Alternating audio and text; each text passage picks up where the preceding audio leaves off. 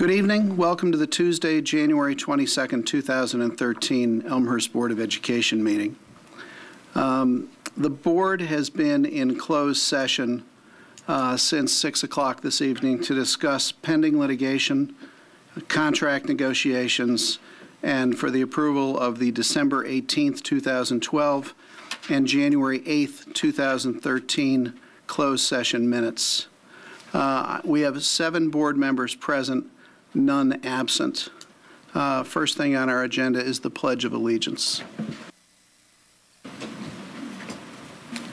Pledge allegiance to the flag of the United States of America and to the republic for which it stands, one nation, under God, indivisible, with liberty and justice for all.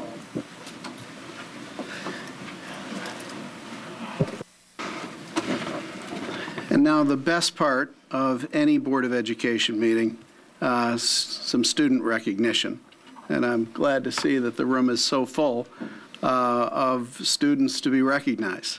Mr. Pernod. Yes, this evening it's our pleasure to really honor some exceptional musicians for the Elmhurst School District. Let me just start out by saying we are very proud of each and every one of you because we know it takes practice, it takes dedication, it takes a lot of time to get to this level. So congratulations to all of you. And I also want to congratulate the teachers, the music teachers in the district, who are also as dedicated in putting in time and effort with our students to get them to this exceptional performance standard that these students represent here this evening. So we are going to be honoring both middle school and high school students this evening. We're going to start off with middle school, the Illinois Music Educators Association Music Festival selectees. And with that, I'm going to turn this over to Brian Berg, and Brian will take it from here. Thanks, Brian.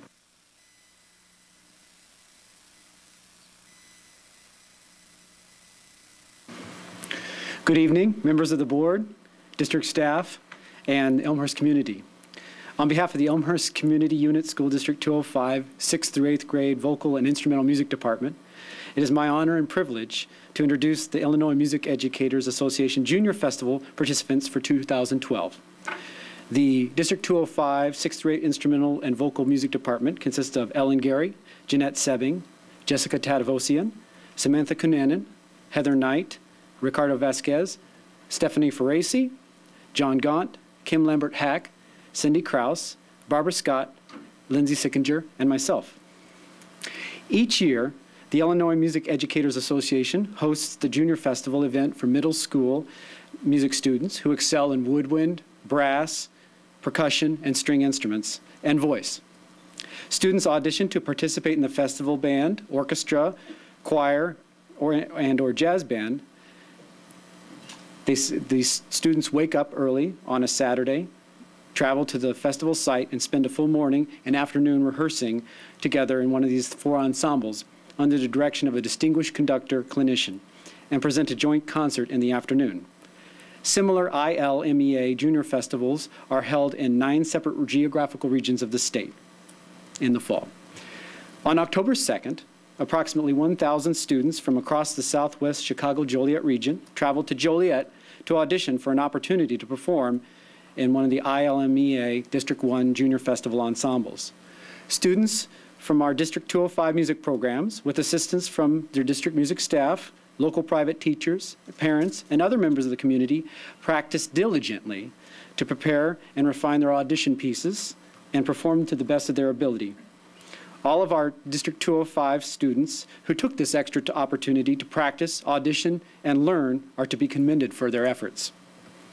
The festival was held on Saturday, November 3rd, 2012 at Riverside Brookfield High School in Riverside, Illinois. The 3 ensembles presented an outstanding joint performance in the early evening for a capacity audience in the gym. The jazz band presented a performance the following week. I'm very proud to present the following Elmhurst 205 students who were selected into the ILMEA Region 1 Junior Festival Honor Band, Orchestra, Choir, and Jazz Band. Would the following students please come up and stand up here to be recognized? From Bryan Middle School, Allison Glay, Sihei Tinfang, Morgan Taylor, Abigail Chickarone, Neil Wary, Austin Waterwall, Jack Davis, Chris Irby, Gabby Mastro, and Kevin Sheehan. From Churchville Middle School, Brian Strauch, Jonathan Santos, Kirsten Drost, Ayana Piguet, Andrew French, Corey Elliott. From Sandburg Middle School, Cece Stumpf, Audrey Honig, Rachel Overend, Amy Choi, Amy Ledeve, Elena Bottens, Leah Widmeyer, Maya Toffler, Julia Riddle, Jessica Dobrotka, Katie Mitchell, Becca Rogers, Karina Kanzler, Emily Landreth, Isabel Nikolai, and Catherine Bartos.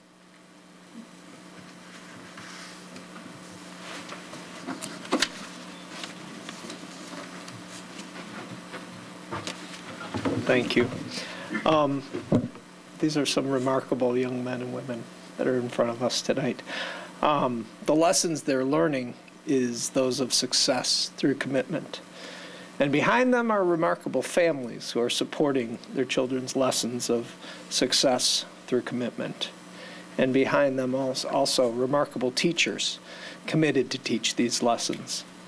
This is the character of the school district.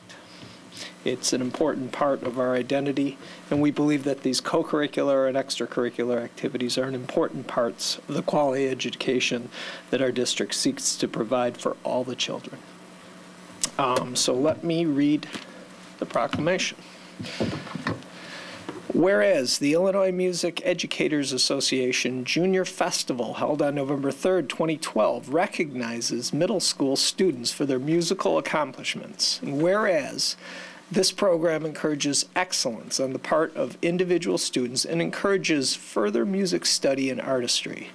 And whereas Bryan Middle School students Abigail Cicerone, John Davis, Allison Glay, Christopher Irby, Gabriela Mastro, Kevin Sheehan, Morgan Taylor, Sihei Tinfang, Neil Wary, and Austin Waterwall.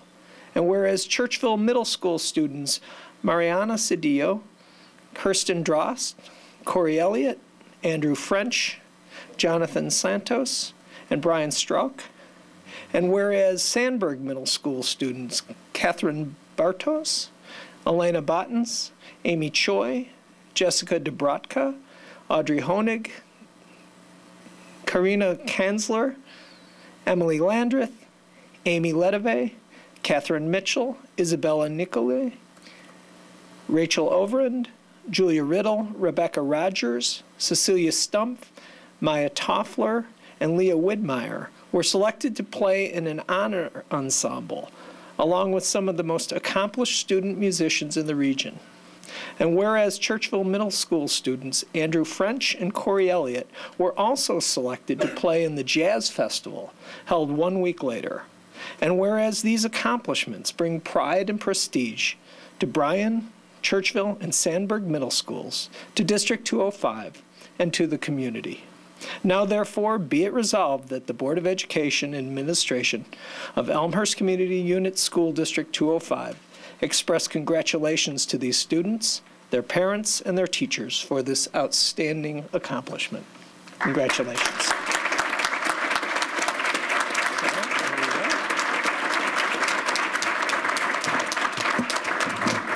Now, how shall we do this? If you'd like to come by and shake the hands of the board Just members. turn around and shake the hands of the board members. File fast. John, you want to give them a proclamation? Grab the proclamation and run around. Oops. And then she comes up.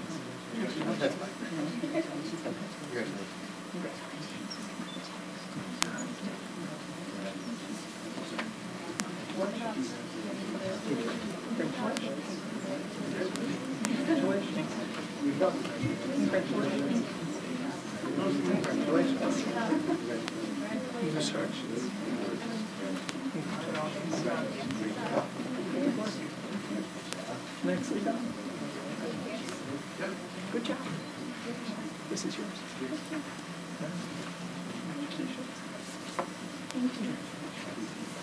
Well done. Good job, Julie. Thank you.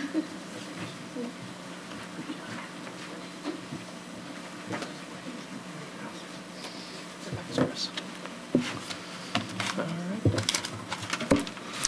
now my pleasure to introduce Bill Riddle, and he will be announcing the Illinois Music Educators Association All-State Selectees at the high school.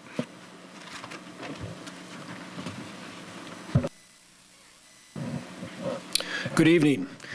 Indeed, it's my honor and pleasure to be here this evening. I agree with all that this is one of our great pleasures to be able to recognize the achievements of our students.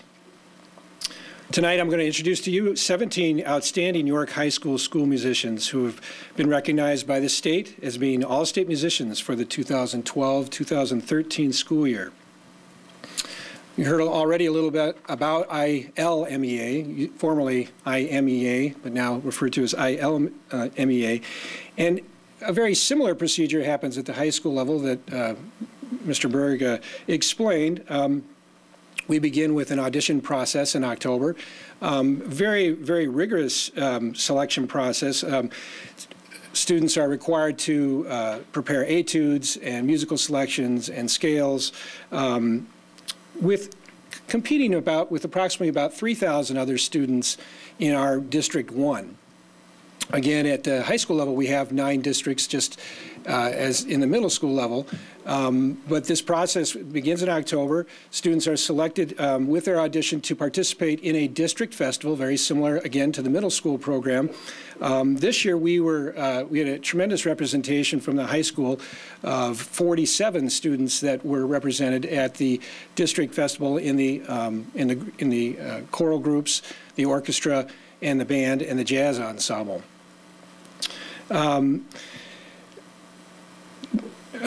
After that process, what happens is it's very similar, similar to middle school. It's a little bit different in that students, based on those auditions, and in the case of choral music students, based on their on a re-audition process or a callback situation, students are then selected for all-state participation. All-state participation, again, 9 districts across the state, is kind of worked a little bit like an NFL draft, in that the musicians from the districts, from the different districts, are represented. The highest achieving students in those districts are selected to form our all-state groups, which are down in Peoria. In fact, we're going tomorrow to participate in our 3-day festival for all-state. As I said, we have 17 students that are represented, and I'd like to have them come up, please. I'll call your names. Carrie Carlquist, Julia Carlson, Sarah Debian, Nathan Gornick, Helen Knudsen, Haley Koss, Brianna Mackey, Madeline Marson, Maddie Meyer, Madeline Mueller, Brianna Murray, Crosby Muth, Julia Oliver, Paul Salamanca, Jackie Salgado, Elena Schwartz, and Will Veerling. As they're coming in front, I would also like to recognize our high school music faculty: Becky Marionetti, Ray Oswald, Mike Pavlik, Whit Trabella, Chris Gemco, as well as also recognizing our colleagues in the middle schools for their fantastic preparation as well. Of course, it's a total team effort. Students, I want to congratulate you personally on your achievement and look forward to spending the next three days with you. Congratulations.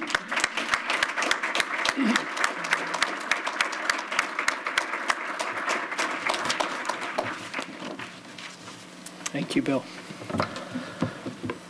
Again, these are remarkable, all women tonight, but young men represented as well. Again, remarkable families behind them supporting this, and teachers and staff providing these valuable lessons and representing these values of the community. It's a great experience to be up here, and congratulate you. So I will again read the proclamation. Whereas the Illinois Music Educators Association competitions are considered the most prestigious statewide student recognition program in music education. And whereas high school musicians undergo stringent auditions competing against students from one of 9 individual ILMEA districts, followed by the qualifying students earning a place in that district's honor ensemble, from which all state musicians are chosen, thus representing some of the best musicians in the state. And whereas this program encourages excellence on the part of individual students and encourages further music study and artistry.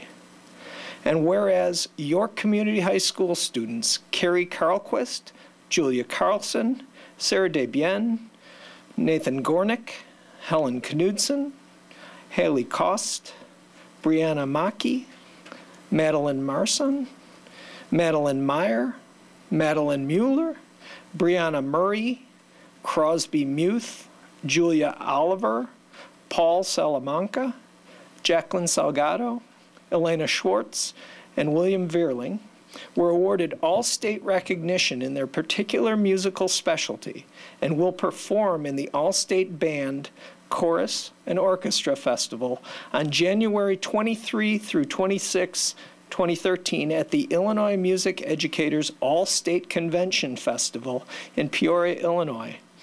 And whereas these accomplishments bring pride and prestige to York Community High School, to District 205, and to the community, now therefore be it resolved that the Board of Education and Administration of Elmhurst Community Unit School District 205 express congratulations to these students, their parents, and their teachers for this outstanding accomplishment. Thank you.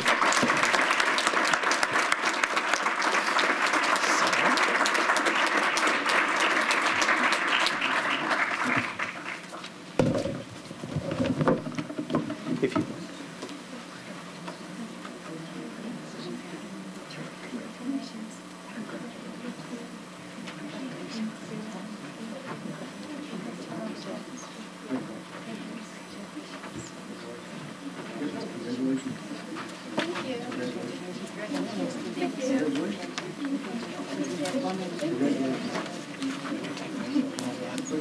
Thank you as well.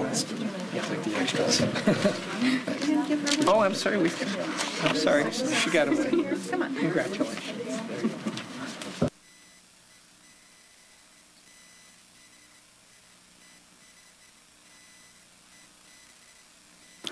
I'd like to suggest we take a very short break, considering for all of our students here, there is homework to be done, instruments to practice.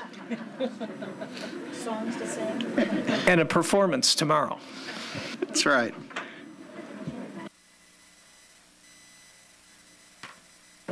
Let me restart our meeting after our short break here. There should almost be a column called mailbag from the mail that we've been getting lately. I just want to reiterate the budget process that the Board of Education is in the middle of. We'll be talking about the budget every meeting between now and March. We'll get an assessment from the administration this evening. At some point in the process, the Board of Education may or may not instruct the administration to bring to us a package of budget cuts, at which time we will consider all of the budget cuts that the administration brings to the Board of Education. But with that said, let me open it up to public comments. I have 2 public comments, and let me also remind you that it is the Board of Education's policy not to comment on public comments. I have 2 public comment forms that have been submitted. The first by Gilbert Fisher. Remember, you're limited to 3 minutes.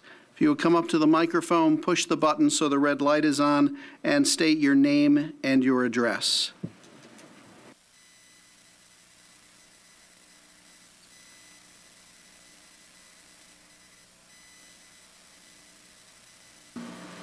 Gilbert Fisher, 586 North Van Auken, Elmhurst. On December 28, 2012, I received this letter from Washington, D.C. about my retirement pay for 2013. They call it an annuity. Your new gross monthly annuity reflects a 1.7% cost of living adjustment. By law, the increase is rounded down to the next whole dollar. This is what my wife and I live on. I worked 37 and a half years for the Lombard Post Office. I paid 11% of my salary into my retirement, and I get a check every month. The amount of federal income tax withheld from your annuity has changed. Line 31. Last year, I paid $175 a month federal tax on my retirement. This year, I'm paying $193.49. It went up over 10%. We have adjusted your Medicare premium based on information from the Centers for Medicare and Medicaid Services. I am on Medicare. Line 74. I used to pay $99.90. Now it went up to $104.90. That's a 5% raise in pay. Right off the bat, I'm paying 15% more in federal taxes. Oh, here's another good note. Effective January 1st, 2013, your monthly health premium, I have health benefits for my wife and me, they are going up to $433.63. It doesn't tell me what I was paying every month last year, but I think it was $410. So my health insurance premiums went up $23 a month. Bottom line is, this year I got a 1.7% increase in my retirement for my wife and me from Washington, D.C., and it comes down to this. I am going to get a raise every month for my wife and me at $2.98. This board has passed an increased taxes on our house of $150 to $200. I don't know what's going on in this country, but it sucks. All government in the United States of America has to be destroyed. Thank you, ladies and gentlemen, and have a nice day.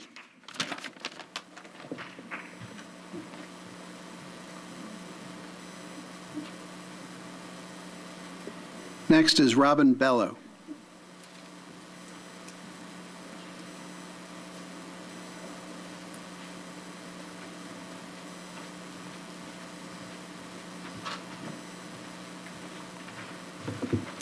Hi, my name is Robin Bello. I'm here tonight representing working parents in the city of Elmhurst. I understand that this possible shift in the school day is very preliminary. We met with Superintendent Pernod at the coffee, but I just wanted to ask some of the moms that are here this evening to stand up.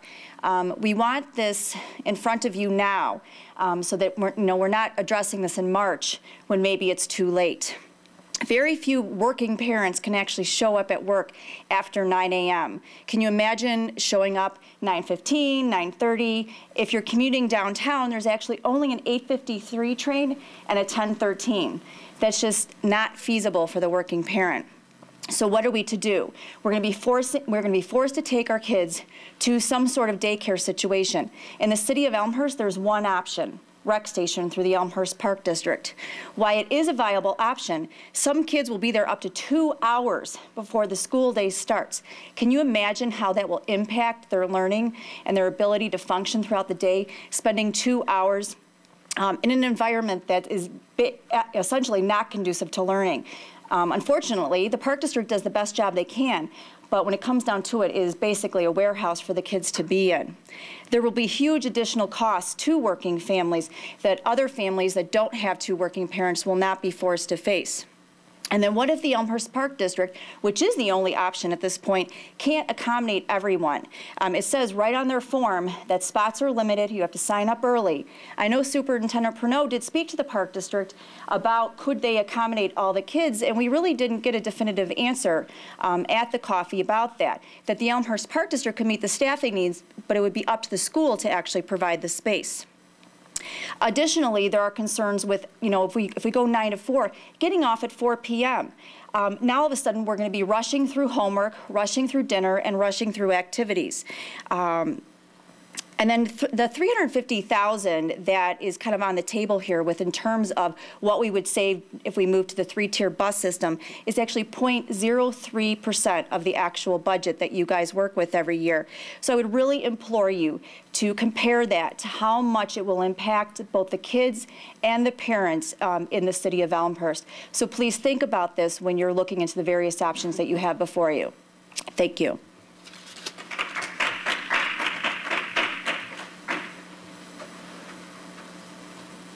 Next is Superintendent Communication. Mr. Pernod. Yes, just 2 FOIA requests that we received over the last period. One regarding information on a student-teacher placement, which was granted. One regarding information on the district computer servers, network equipment, and that was also granted, both those FOIA requests.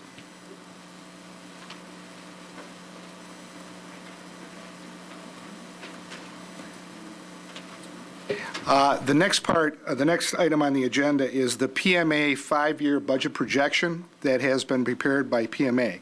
At the last meeting, the board will recall we talked about the assumptions that we were going to use to develop this budget projection. And so this evening, Chris has worked with PMA to put those assumptions to work and to come up with a 5-year projection. Probably the most important one, obviously, is the projection for the 2013-14 school year. So with that, I'm going to turn it over to Chris, who will introduce PMA. We have Doreen Linderman, Senior Financial Advisor from PMA. Doreen has worked with Elmhurst School District for several years. Several years, and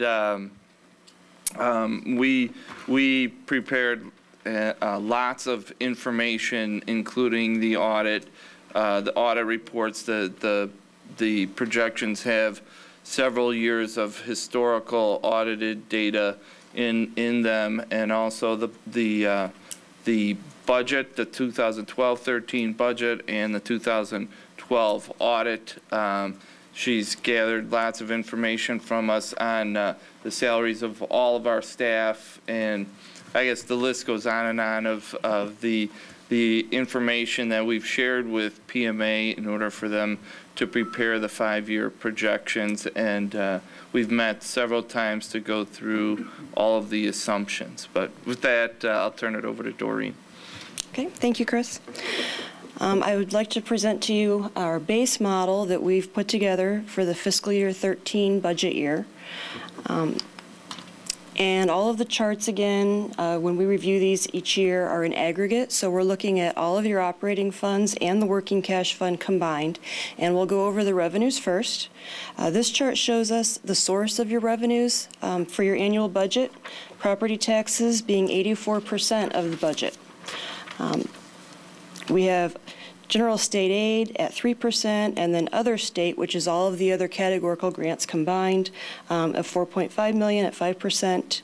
Federal is only at 3% of the budget, and then other local would include all of your local fees, any student fees, as well as interest income or any other miscellaneous income. So we'll focus on the main assumptions for the projections. As Chris stated, we did go through the budget and talked in detail about everything, but we're going to spare you that and give you the highlights. In looking at the property tax assumptions, the most important number is going to be the assumption for the Consumer Price Index for the CPI.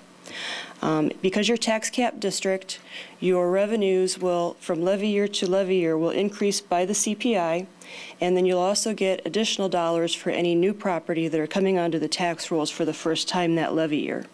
So we have this chart that shows us historically for the last 6 years of the CPI number that's been used in that calculation. The 1.7 number just came out this month. That's the 2012 year-over-year increase that will be applied to the 2013 levy, which will be for taxes paid and collected in calendar year 2014, which is fiscal years 14 and 15 split. So there is quite a lag in getting the information and when that comes out, but that also is kind of a benefit because we do have that information well in advance for planning purposes. What we've used for the projection years is the 10-year average of 2.4%. Second most important assumption then is how much new property to create additional revenue above the CPI increase do we anticipate.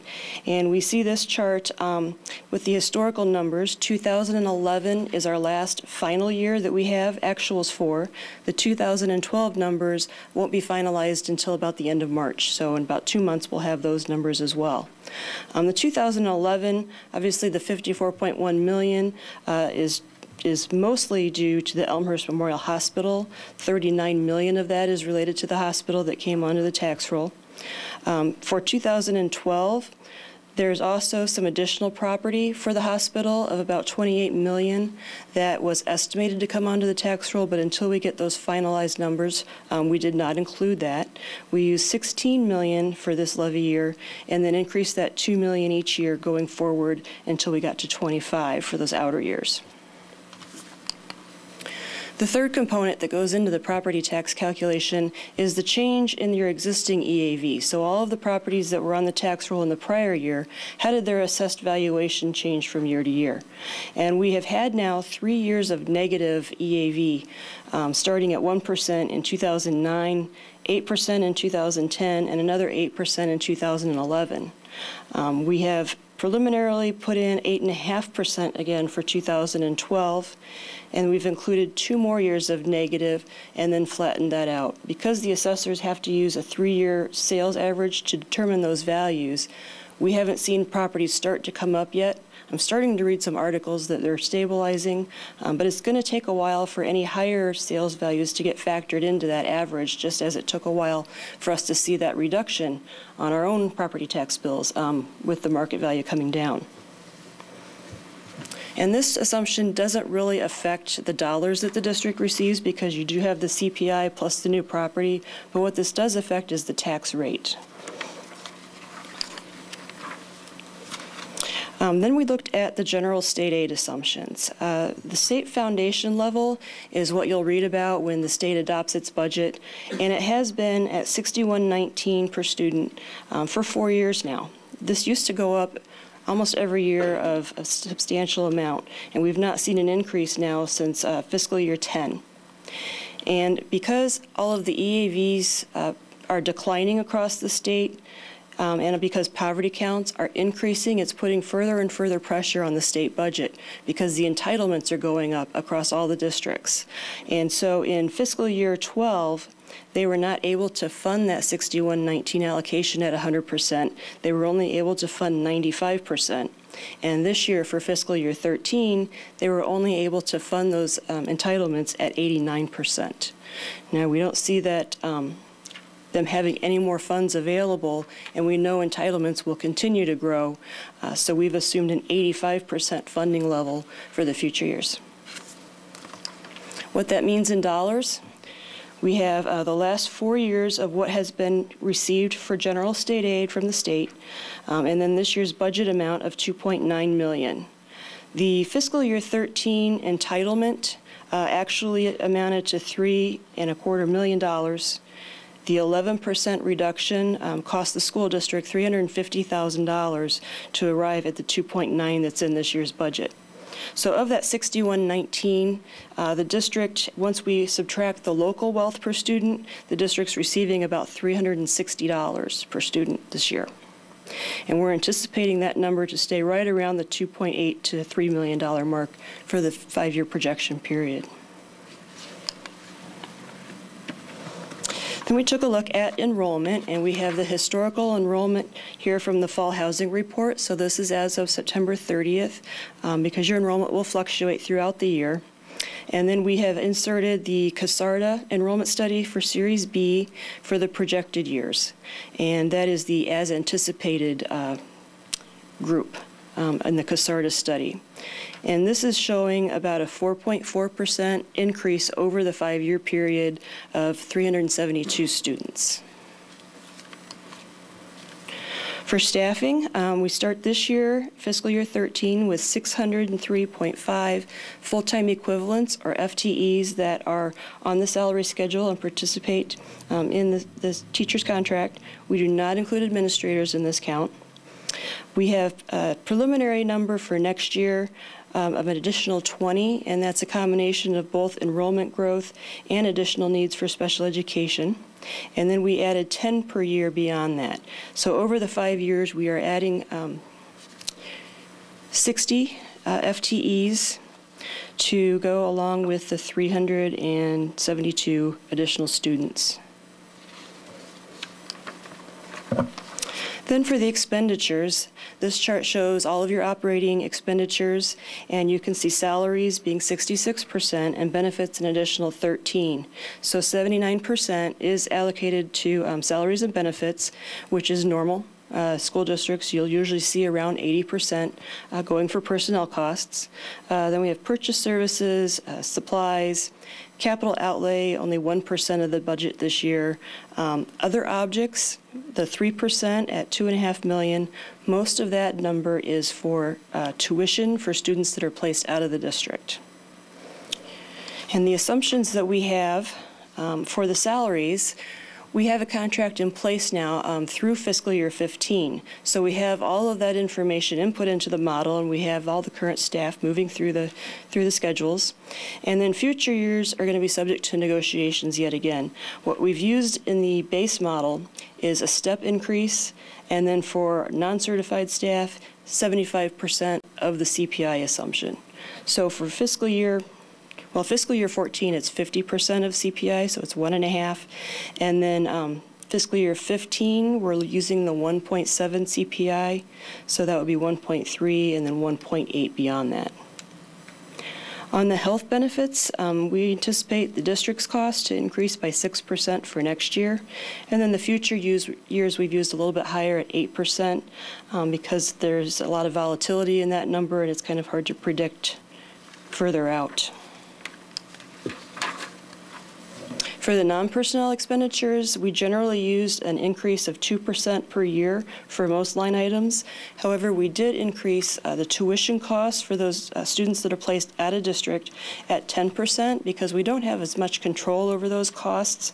The tuition rates are set, and we also don't have control over how many students that need to have those services.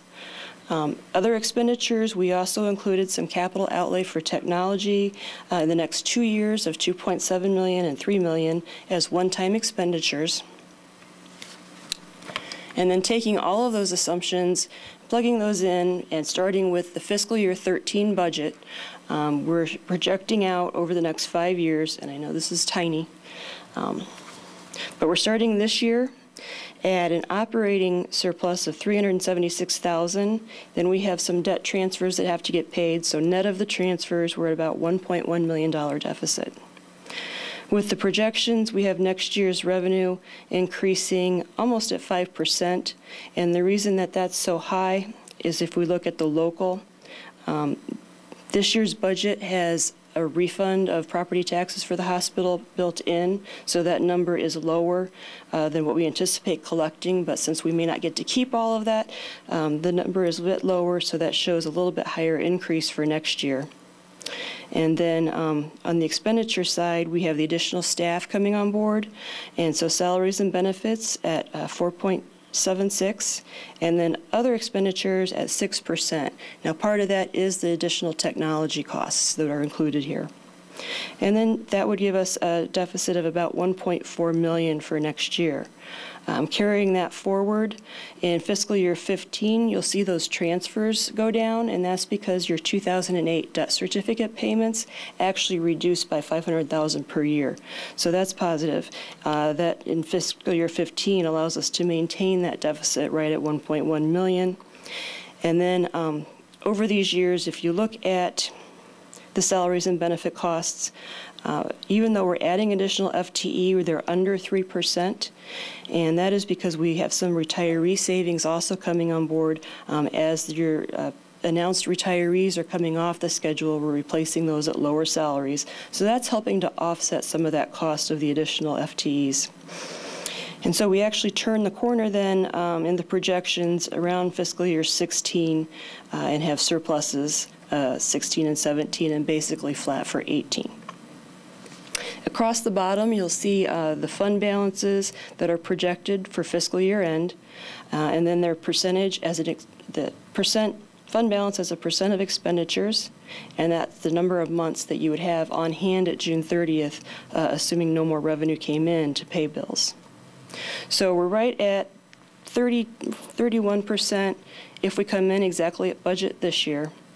Then with the projected deficits, we are reducing that number, but we are still at 25% in fiscal year 18. And there's a lot of information on that, so if you have any questions, we can address those. Then this chart shows us those fund balances from the previous page. That is the red line that's moving across from fiscal years 13 to 18. So you can see those small deficits and then leveling out in those last 3 years. The blue line that we're looking at is about May 31st to look at your cash. Because you get such a large portion of your revenues in the last 30 days of the fiscal year, we take a look to see if you would have any cash flow issues by taking out those tax revenues and the June expenditures to estimate what your low point would be. And we're not anticipating any problems until we get to 15, 16. 15 is very close, and in 16 we actually show a negative cash balance. So the district may have a need to go out and do tax anticipation warrants or some type of short-term borrowing, assuming that no changes are made in the projections. And this chart, I did want to also note that we started out in fiscal year 13 higher than we had projected last year because you did come in better than budget. So this chart looks very similar to last year, but we've actually moved it up because our starting point came in higher. And we were ending 2017, last year's projections, at $33 million. So even though we started higher, we have a lower CPI number of the 1.7 where we had assumed 2.5, and we have lower expectations of state funding, which are affecting the projections. And lastly, I have the state financial profile score. This you'll see in your audit where they've calculated out what the score would be, and there are 4 different categories. And the district has been in the highest category of recognition for the past 5 years. Because this year's budget shows a deficit, it's anticipating that you may fall to the next one, depending on how your actuals come in. But that's what's pulling the number down for the next couple of years, because we also have those one-time technology expenses in 14 and 15 that are making those deficits bigger. And then once we turn around and we actually have those surpluses, that's increasing your score, as well as you pay down your debt, that also improves your score. So each year as you're paying off bonds, your profile score will be increased. So in summary, when we're looking at 5 years, there's a lot of changes that can take place, but we really want to focus on the next 2 years because we do know some of the largest factors in those projections, and that's going to be the CPI for the property taxes and what the salary contract costs will be. So that gives us much more confidence in the numbers for the next 2 years. Things that we're going to keep an eye on and we have more this year than we normally have. But we need to watch for changes to the tax status for the hospital properties, whether or not that additional $28 million comes on in the new property, and whether or not the refunds need to take place and the timing of that. Also, we need to watch the state budget. We'll start usually hearing rumors around March and reading things in the newspaper. But their budget last year, I think, in the last 2 years, it's been close to October before we had a final budget from the state, after we've already prepared our budgets. And the state revenue is currently 8% of your budget, and a 10% reduction would be about $750,000. So that's definitely something we need to watch. The next thing would be the federal cuts. This normally we don't have to worry about. Federal revenue usually just flatlines, and it's always there and you can count on it, but we don't know what's going to happen now at the federal budget level. So federal revenue is 3% of the budget this year. A 10% cut would amount to $300,000 a year for the district. Also, pension reform. They've not approved anything yet, but it is back on the agenda to be discussed. Some of the proposals they had were shifting the cost to the districts. Initially, they were talking about 1% per year. Then the last proposal that didn't get voted on was a 0.5% per year.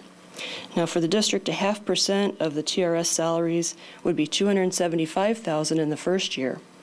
But then if they add a 5.5% each year, by fiscal year 18, that's $1.4 million to add to that year's surplus deficit.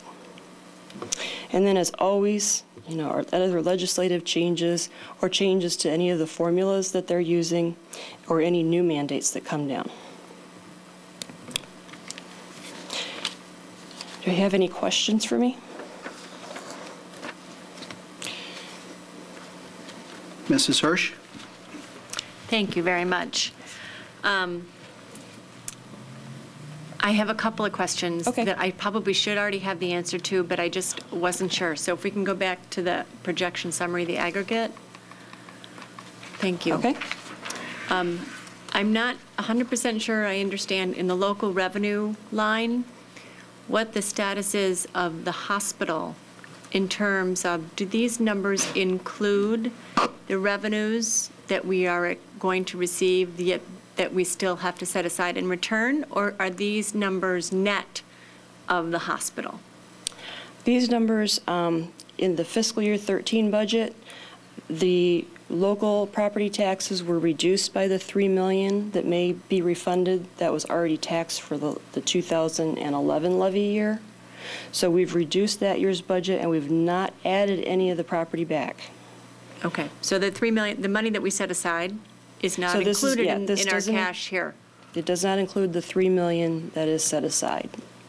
Okay, and then Correct. for 14, yes, did we exclude the hospital EAV, or is that still kind of showing up there? Do you know, did we do it just one year, or did we do it consistently? We said we don't expect, the revenue according to the assessors coming to us, but we know we can't keep it.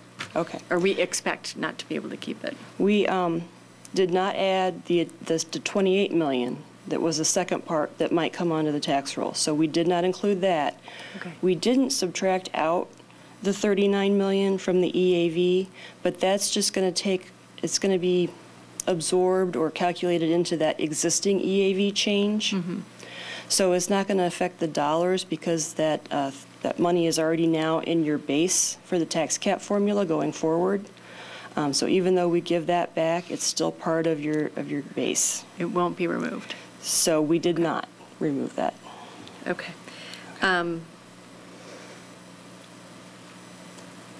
That's it for now. Thank you. Okay. Anyone else? Mr. McDonough?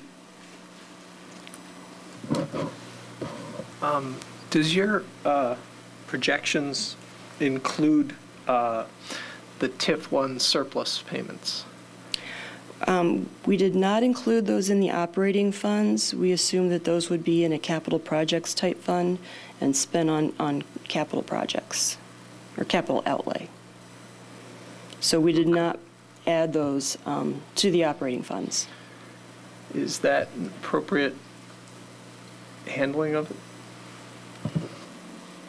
Mr. Bloom.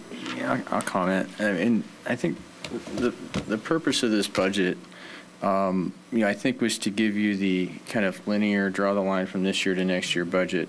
There are a number of unknowns. The TIFs are significant unknowns that we need, I think, as a board to talk about what we would do with them. I think what we're focused on here is a baseline operating recurring budget without any, outside. So, we don't know how much that TIF is going to be, so, we didn't put it in account on it. We can talk about what kind of assumption we want to make and where you want to dedicate it.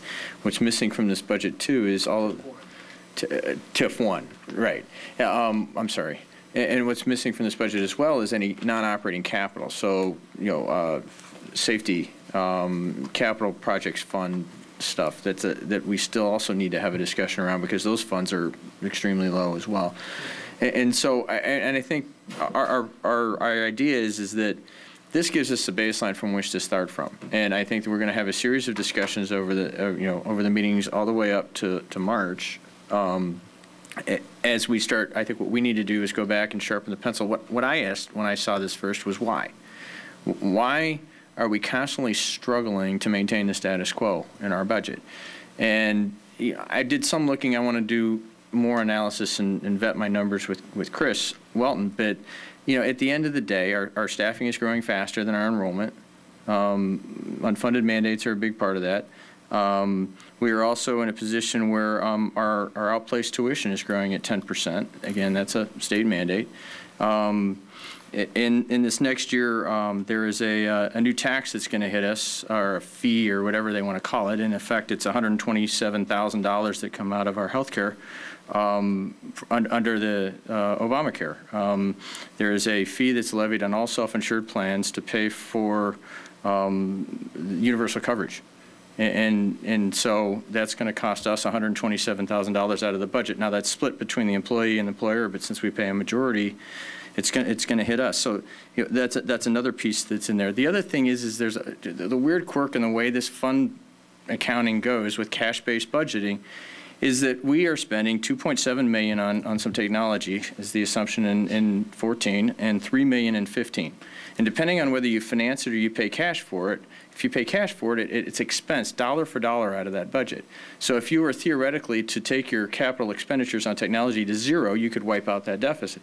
That's not the right thing to do. But I'm just saying, starting to figure out what those levers are and what's driving the deficit, because, I think as we talked about earlier, I think the last meeting, the concept of deficit spending year over year is just not a good policy. The concept of getting into short-term borrowing and tax anticipation notes is something that I think we all want to avoid at all costs. But that said, to the extent that we may spend some fund equity on some one-time things, like maybe an upgrade to the bandwidth or the technology platform, or some innovation or things like that, that we know that we have the option of, so in 2014, if we did it and there was a red number there, and we got to 2015 and these projections didn't bear out, or they bore out and it was negative again, we would have the opportunity to pull back on some discretionary one-time items that we had started spending on in 14, which means that those are non-headcount related.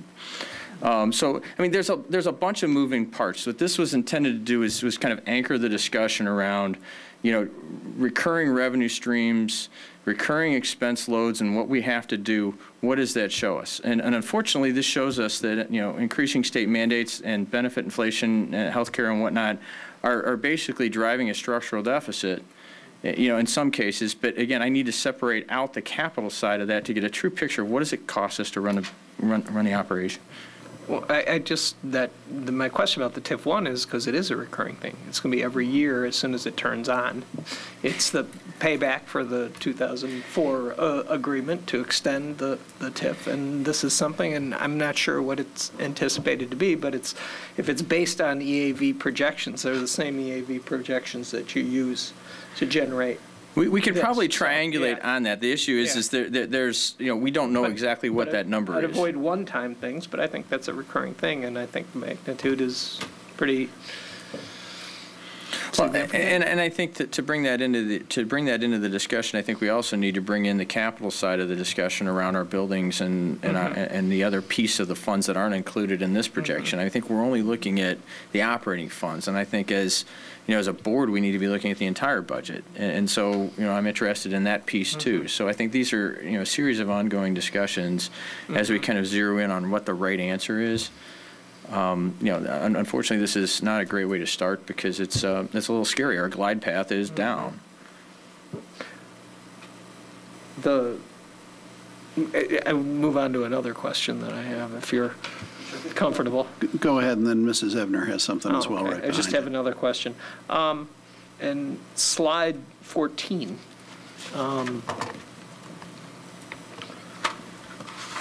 Very simply, why are these two lines diverging? If we're, the slide before, we're within our policy, we set the policy at 26%. Did we adjust it to 26%? Yes.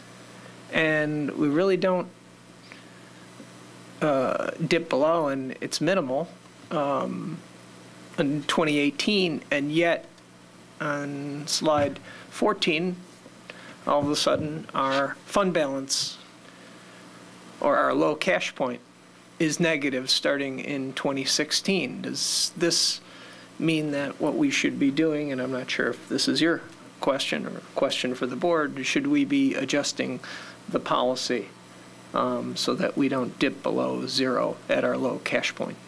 But I guess the first question is why are these lines diverging after 2015? They seem to be following each other before then. The reason that they don't move equally is because the taxes that we back out in June each year grows by the CPI number. So each year we're backing out the expenditures, but we're also backing out that large revenue.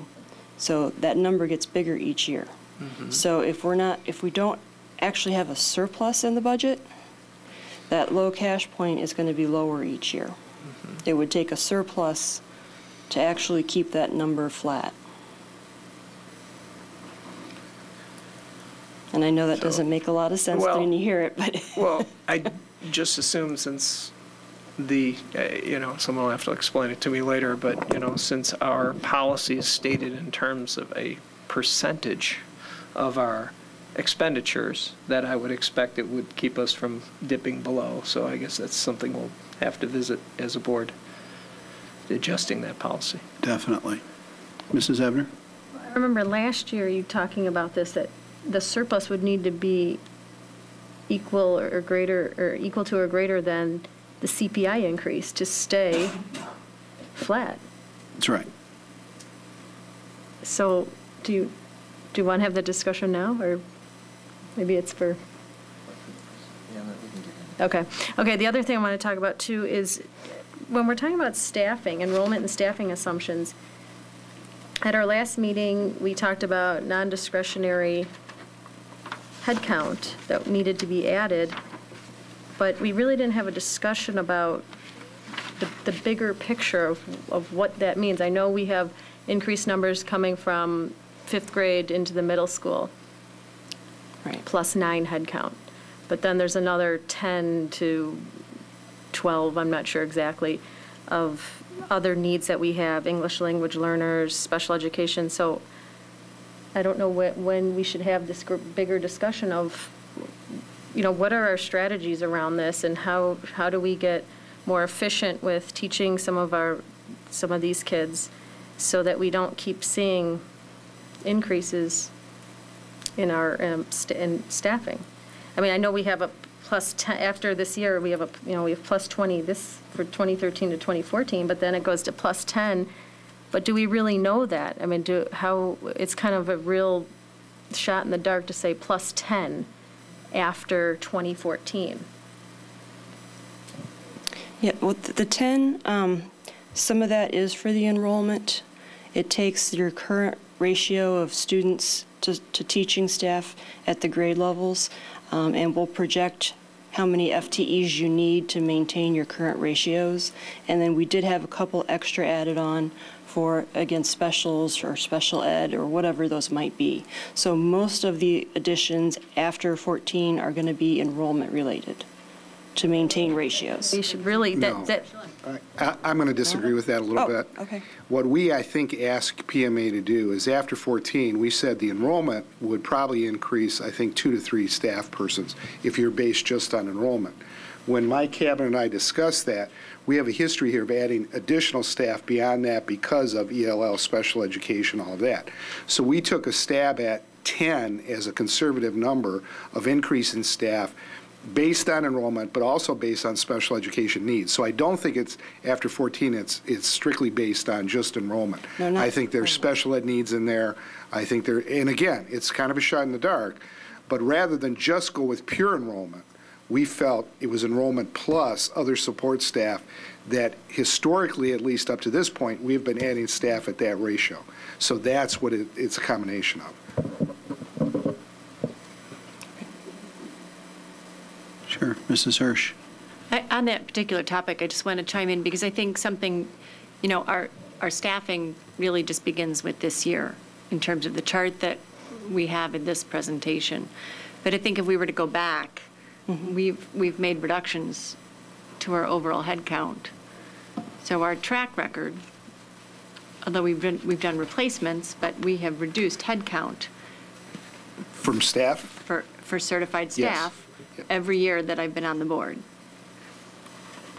I think, and I'm not going to hold you to it right off the top of my head, right off the top of your head. I do have that happened last year. But the discussion that I would like to have and the information that would be very helpful, I think, for all of us to understand these numbers better is if we were to look back historically, and if we go back 10 years and we see what our certified staffing was, our requirements, we take a look at what the enrollment was, take a look at what the certified staffing was, but then, and I'm not trying to isolate a set of students, but I think the state mandates is what we are going to see. If you were to look back and see our certified staff that are serving our special ed enrollment and what the requirements were 10 years ago, and if you were to take into consideration English language learner, which for our district in the last 2 or 3 years has been something that we've really had to ramp up and increase staffing on.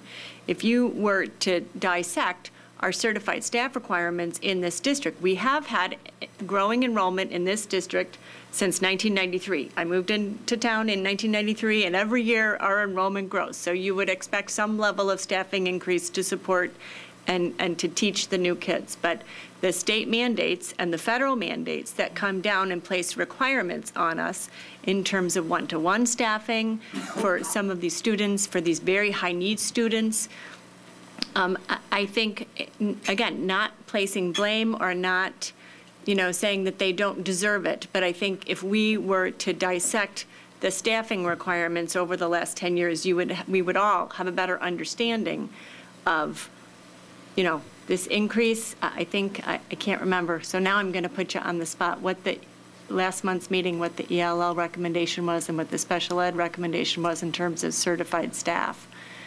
Can you? For next school year? 14.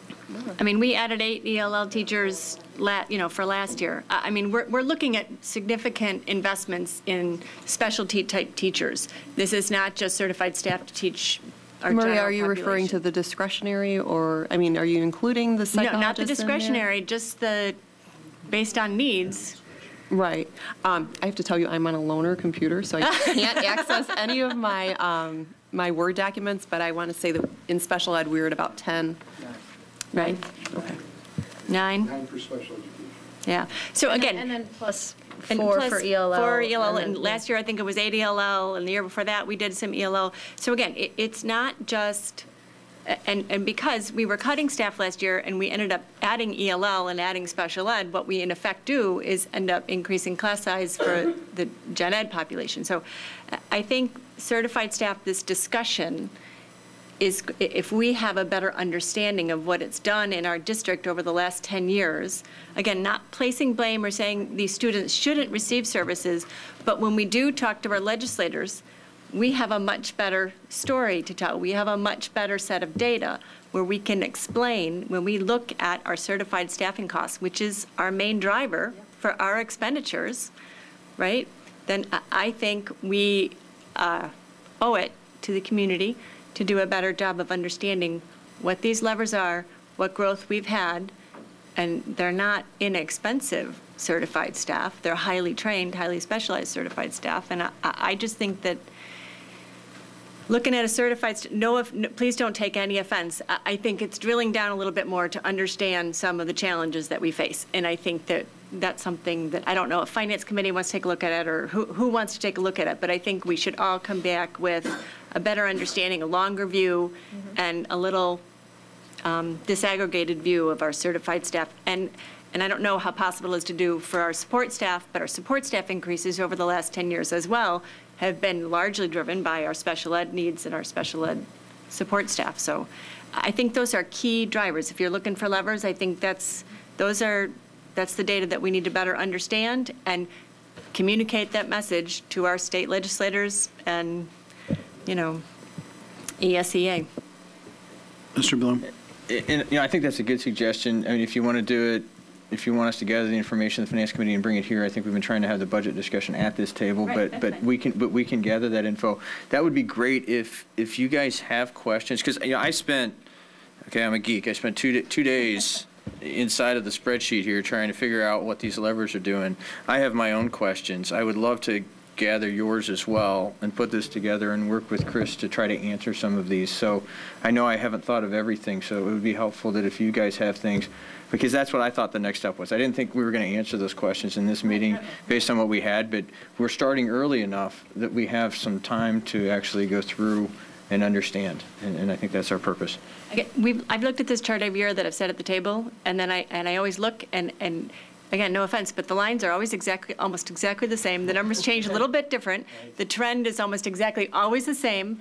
And what I've had to do since I've been sitting at this table is every year we say we can't allow this trend to happen, and so we need to make cuts. But I don't know that we have spent the time as a board. I think it's not that we weren't well-intentioned, but I think really digging down and understanding, and I think this particular board has done a much better job of attempting to engage our legislators, of trying to understand the challenges that we face. I think we've been active in terms of the pension reform and providing feedback, and I think these are the types of things that we, as a board, should be doing to try to improve the situation for the kids that live in Elmhurst and the taxpayers.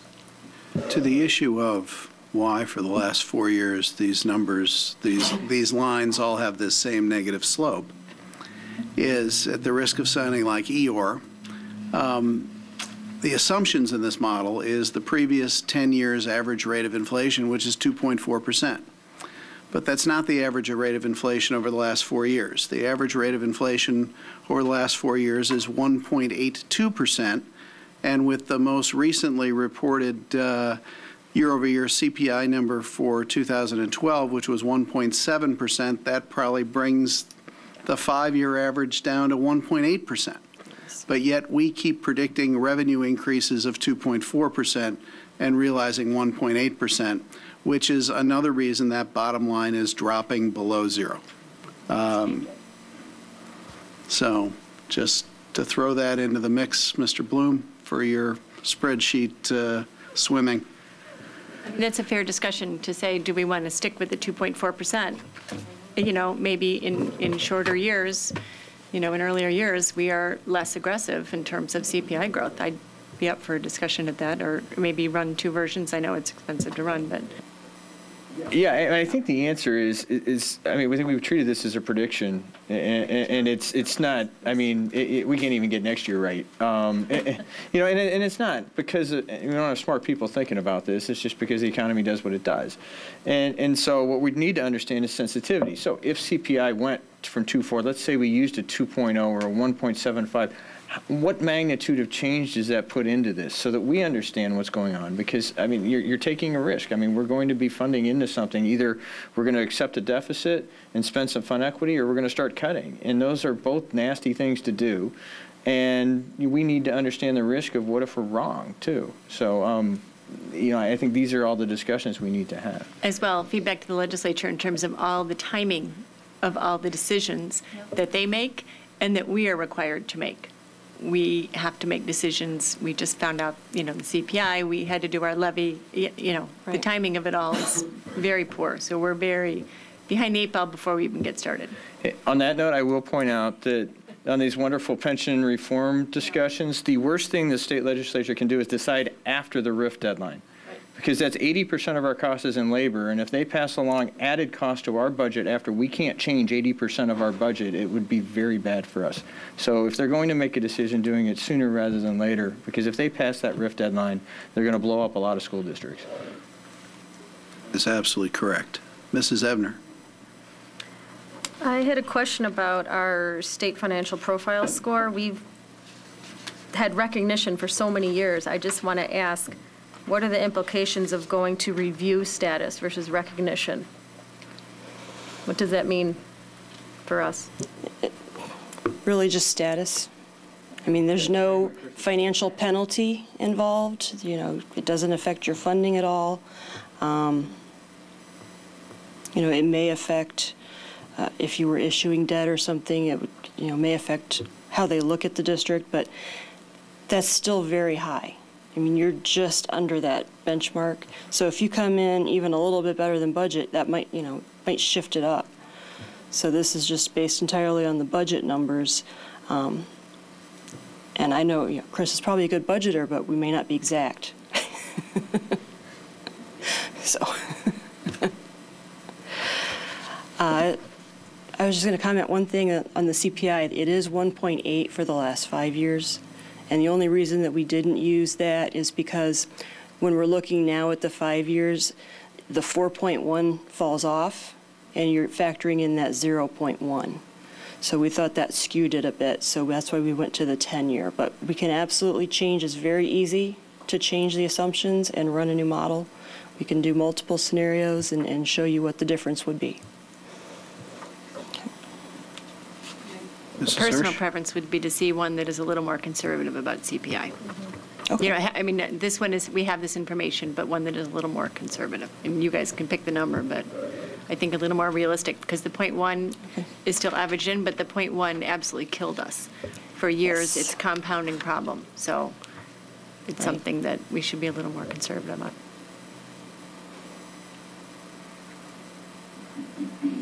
Okay. Anything else, Mr. Bloom? Yeah, I mean, one piece, I think this first round was a look-see at kind of a maintenance budget and kind of where we came on a maintenance with no cuts budget. And I'm still hopeful that we can, by looking at this and understanding it, come to a budget which would preclude us from having to do cuts. But I think the answer based on this budget, and you guys correct me if I'm wrong, is that we need to run a parallel path, though, because we don't want to be in a position where we get to late February, early March, and all of a sudden say we have to do cuts. I mean, I think that we need to be considering everything, I think, as we've talked about, with Dave. And he's looking at everything. And I think it's a healthy exercise to do every year anyway, not from a cuts perspective, but asking ourselves, what should we stop doing? What should we do more of? What should we do less of? And going through that exercise. But I think that we would be, we need, I think, to ask the administration to start thinking about what would happen if we came back and said, this deficit's too big, we can't run it here because of the way the glide path is, because of the way we understand the numbers. We change the CPI and the negative number gets even bigger. I think just to be safe, we should be going through this exercise in parallel with a hope that we don't have to do it. But I wouldn't take it off the table at this point. Is that a fair statement for the board? Mrs. Hirsch? Along the same lines, you mentioned earlier that this is not our complete budget. This does not include a discussion of our capital requirements and/or capital funding opportunities. And, we need to come up with an operating budget. And again, these are the biggest levers, is certified staff because of the time frame that we have and the percentage of our total budget that it is. I think that we get caught up in this discussion about the annual budget, and we do not have the larger discussion about capital funding and about longer-term budgeting. We know that we have, I can't remember the number, how many million, 10 million over the next 10 years, higher than that? 28 million over the next 10 years of capital request. Very few of them would be, none of them are frivolous. All of them are significant expenditures. And we do not yet have a funding plan for those capital expenditures. And that, again, if we just continue to focus on the annual budget and do not look at the larger picture, we, again, are not doing our complete job.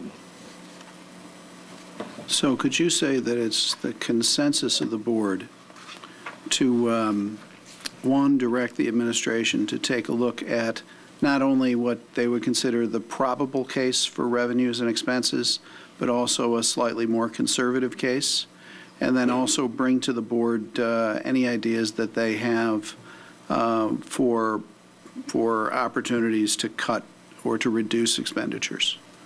Would we agree that that's the consensus of what we'd like the administration to do? Okay. I would like to see more information on the personnel disaggregation. I'm not sure how that, I know it would take some work to go back, but I do think that that's a key part to understanding the long-term picture. So I'm not sure how that would fit in. Jim, if that would come to the committee or that would come back to the full board, but. Yeah, we have the Finance Committee take a crack at that, at least initially, and see what work is involved in that. Yeah, because I went through the old CAFR and grabbed 10 years of information on stuff and put it in a spreadsheet. I've got that. It's not at the level of detail that you want, which are questions for Chris. So I've started that process myself, again, because I'm a geek, but so I already have it. So rather than recreate it, it's basically making sure that the numbers are right, that the administration believes and is on the same page. So I think we'll go ahead and take that. I think the question, it's more of to take a look at it where it is now, but to build it into our process as a board. Every year, we're looking at our growth in staff. This chart is helpful to look at certified staff growth, but it should be disaggregated moving forward where we understand what the... Chris, is the spreadsheet, was a spreadsheet posted on board docs? This is Doreen's presentation, but the actual budget piece? No. Was that on there? Because that document of the model printout actually has some historical, at a very high level. It's like 3 or 4 years. It doesn't have the 10. But to give you some idea of drawing a line, you don't just start drawing the line today and into the future. You need to kind of see what it looks like. I need them to tell me what it... Right. It doesn't have all of the detail that I think we all are asking questions about, but there's some of that there. Yeah. Mrs. Duroni, you had something. I just wanted to be sure that if we're going to use a different CPI number on those out years, we should also include some of that TIF 1 money, because it's going to come. I mean, we have to have some way to estimate that. It's probably no better than estimating the CPI, but we should pick a number and use it if we're going to do that. The other thing is, I know you answered this question already, but your answer puzzled me just a little bit. The chart on the aggregate projection summary chart, the figures for 2013, I understood you to say both the revenue and the fund balances reflect the fact that we got more money from the hospital being on the tax rolls, and we took it out of the fund balances because we know we have to pay it back. Is that true? Yes. In this year's budget, where it has the local of $89 million, that is actually $3 million less than what we would collect, because we think we're not going to keep the 3. And then what is the same true of the 2014 budget? What we expect to get with that bump in the hospital still being on the tax rolls, do these numbers reflect a lower revenue and a lower fund balance? The $3 million that was already levied for, that isn't refunded yet, we didn't reduce future levies by that amount. I understand that, okay, but... and we didn't add the additional $28 million of new property that may come on the 12 levy. So that we didn't increase for that. Does that Say help? that again, you did or you didn't? We did not. We did not include the $28 million of potential new property in the 2012 levy. So because it hasn't been that billed number yet. doesn't show that revenue. It does not, right. So if that actually does get billed, that would increase the property tax revenue going forward. Even though we would want to hold some of that back for potential refunds again. Thank you, that's clear. But now. yeah, we are increasing the tax base only by last year's increase. We haven't added another increase for the 28 million. So this chart really isn't going to look like our audit because we've kind of gerrymandered it to It should look like the ISB budget form is what we load in to start that. So these numbers should tie back to the ISB budget that we file with the state, with the exclusion of those funds that aren't included. So if we took at the operating funds and the working cash and added all those revenues on that budget form, we should match revenues, expense, and fund balance. Right, if you added in the extra revenue from the hospital. Right, if it doesn't get refunded in this fiscal year, then the audit may reflect $3 million more in revenue, and that would be in your fund balance, but we're going to hold it back. Right. Knowing that it's earmarked. We need to. Right, right. Okay, So, yeah, it's not included in the fund balances. Okay. Should we move along here? Next item on our agenda. I just have one question. What I'm hearing is you're directing us to start the budget reduction process. Is there a target in mind that the board is looking at for those budget reductions? Or I just need some direction from the board about what this process is going to look like? Because once we start this process, I'm going to have to vet what those budget reductions are going to be before I get them back to the board. And it would be helpful if the board had a target of how much you're looking at for reductions.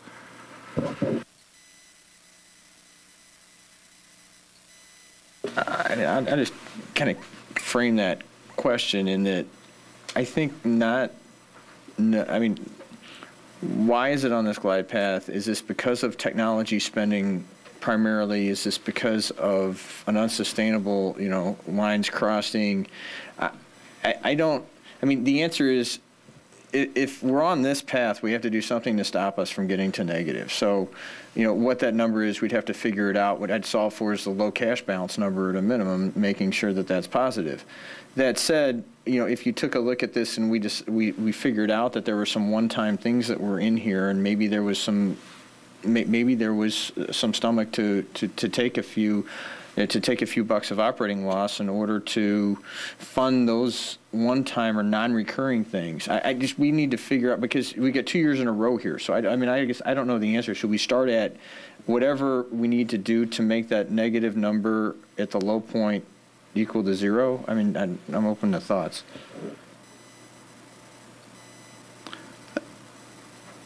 Mrs. Gironi. It's hard to even think about that until we see the full picture, till we see what are the capital expenses that we really feel we need to do, what are the enhancements in the program that we feel we really need to do. What are we going to have to add in before we start subtracting out from this number? So it's hard. We need some probabilities on what the pension hit might be. I mean, there's so many unknowns. And as you pointed out, this is just a kind of a stripped down budget. It doesn't show the full picture of district expenditures. So it's hard to come up with a number before we have that. Mrs. Hirsch.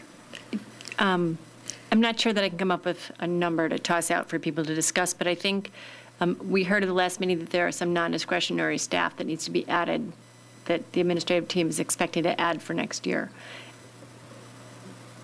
Is that non-discretionary? Non-discretionary. That's already in this budget. That is figured into the budget. Okay. I was going to say, having an understanding of what those costs are. We'll know what our new expenses are for next school year that we are not incurring now. That is, again, our increase in expenditures. I'm not.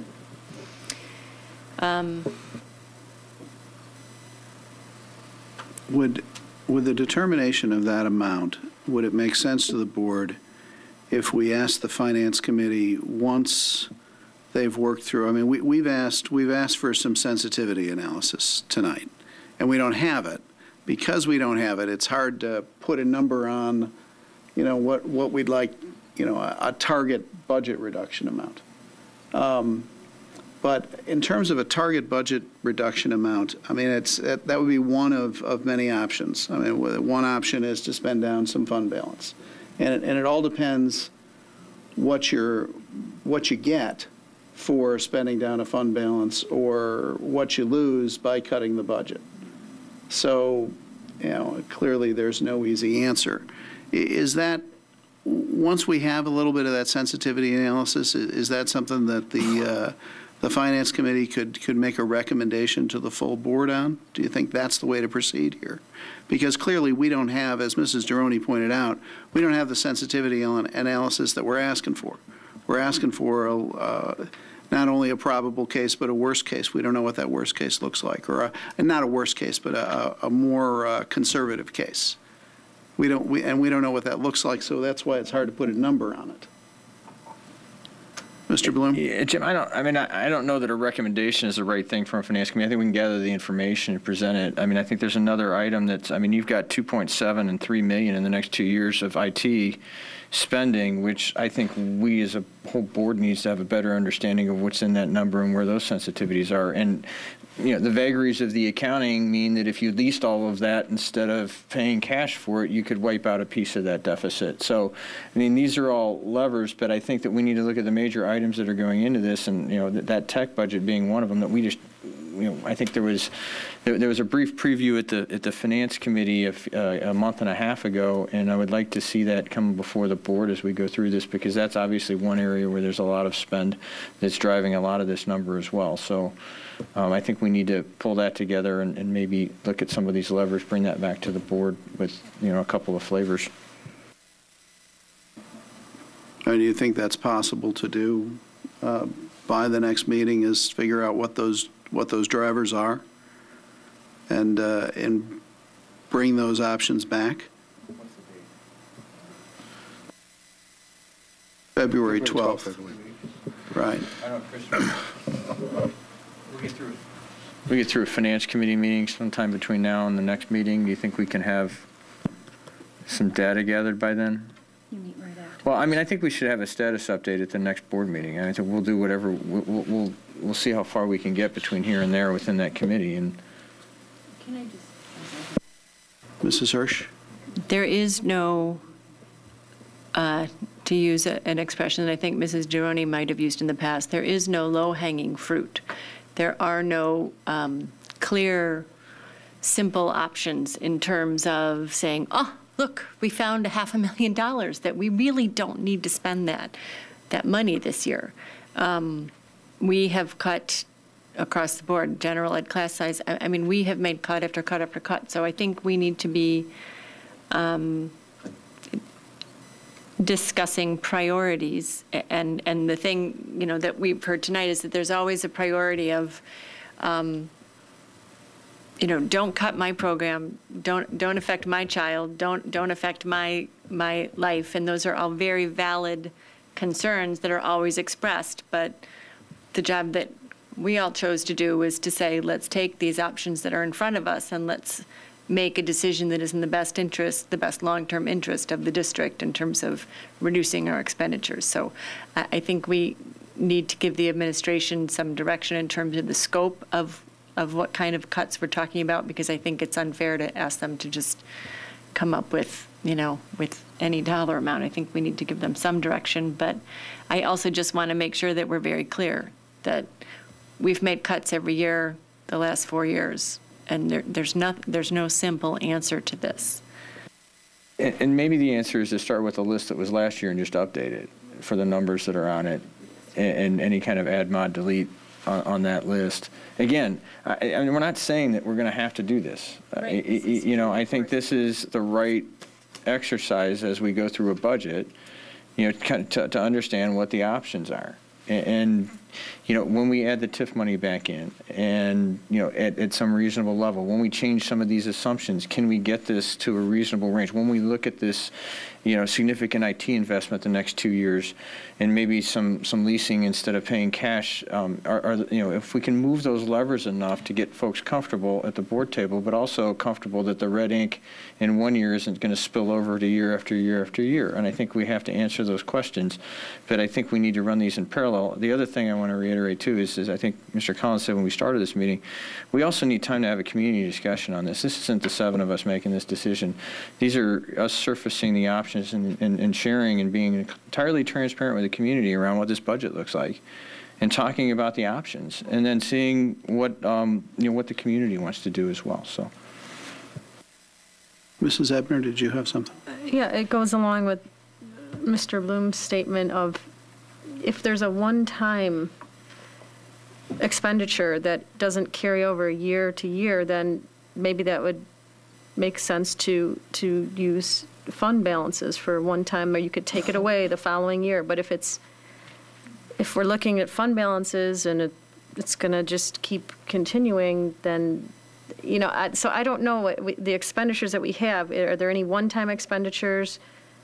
Then that would change my mind about fund balances. And then there's also the intergovernmental agreement. There's a one-time payment of $1 million. We don't know when that is happening. So it's hard to say like what a cut would be right now without knowing what's a one-time charge and what's an ongoing charge, and also some of the income revenue that we're expecting. We can get more structure about the date, some dates around, our agreement. I'm afraid that hasn't given you much clarity here. I think, given this discussion, I guess where we can start is to update.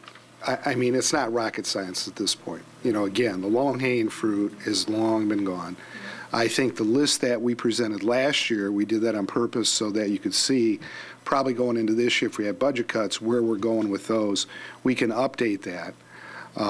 I think the other thing I would want to hear, and I've asked staff to give us feedback on the results of the budget cuts this past year, what has really not worked, what has been devastating to the district.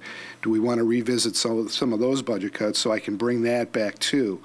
But it's not going to be in a precise vetted form that we have thoroughly explored every one of these budget cuts and here's the pros and cons. Unless that's what you direct me to do, that's going to be a longer process. I'm not hearing you saying to do that.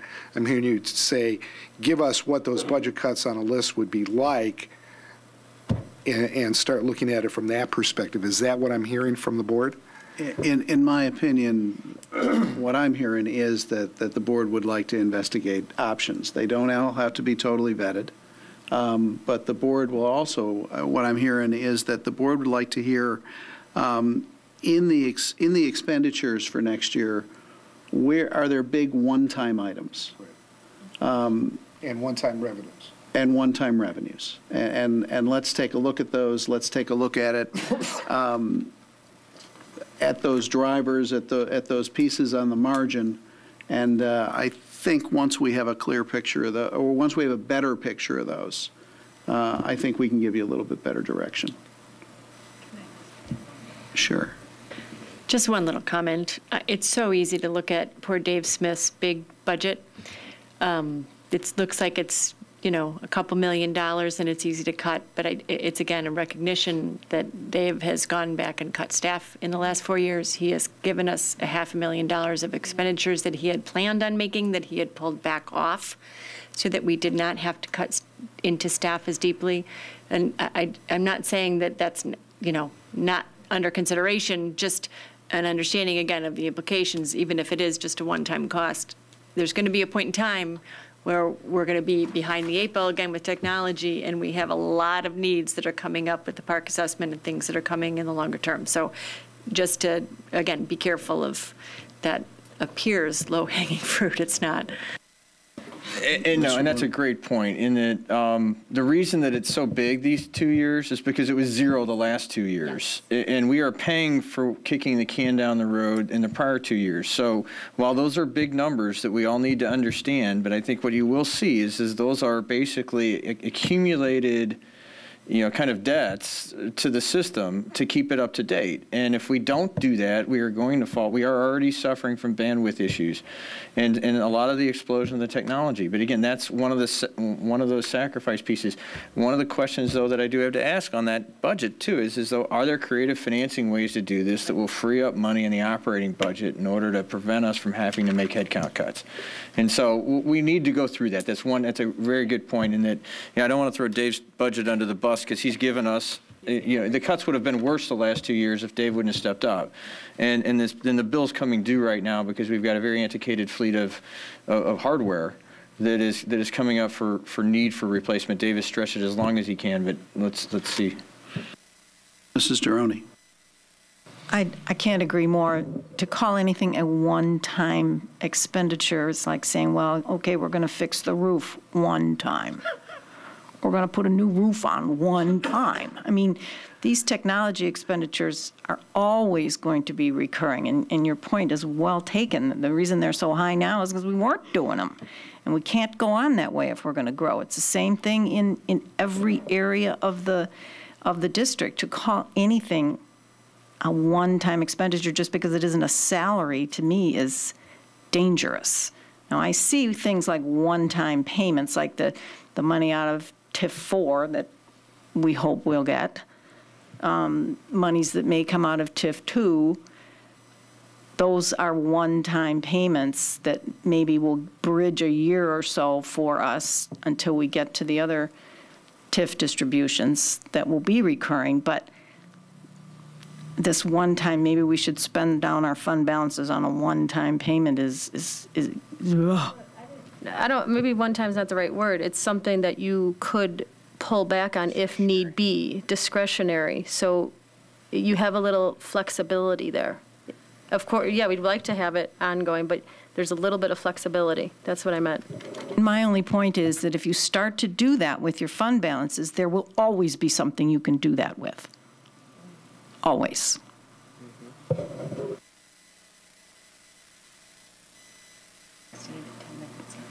Okay, let's move on. To the approval of board meeting minutes, are there any changes to either the December 18th minutes or the January 8th, 2013 minutes?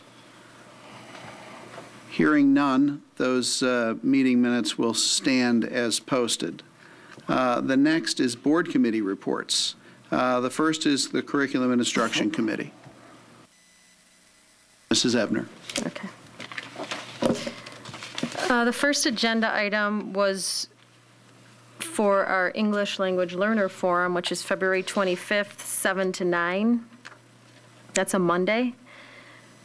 We're going to have a few experts come to the forum, assistant superintendents that have gone through this process, that have had a growth in English language learners.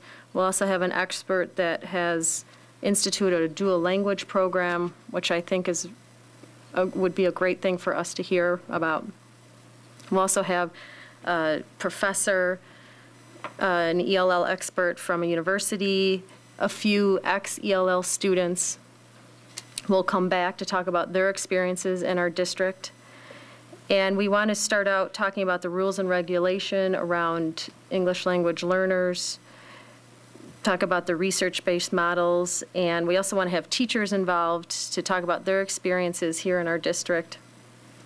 So really, the main goal is to have a two-way communication about English language learners and hopefully have a large group of community members, because at our forum in November, we heard a lot of community members talking about this program in our district. So we decided from that to branch off and have our own forum for English language learners. So, Ms. Ebner, can you repeat the date of that forum? February 25th, 7 to 9.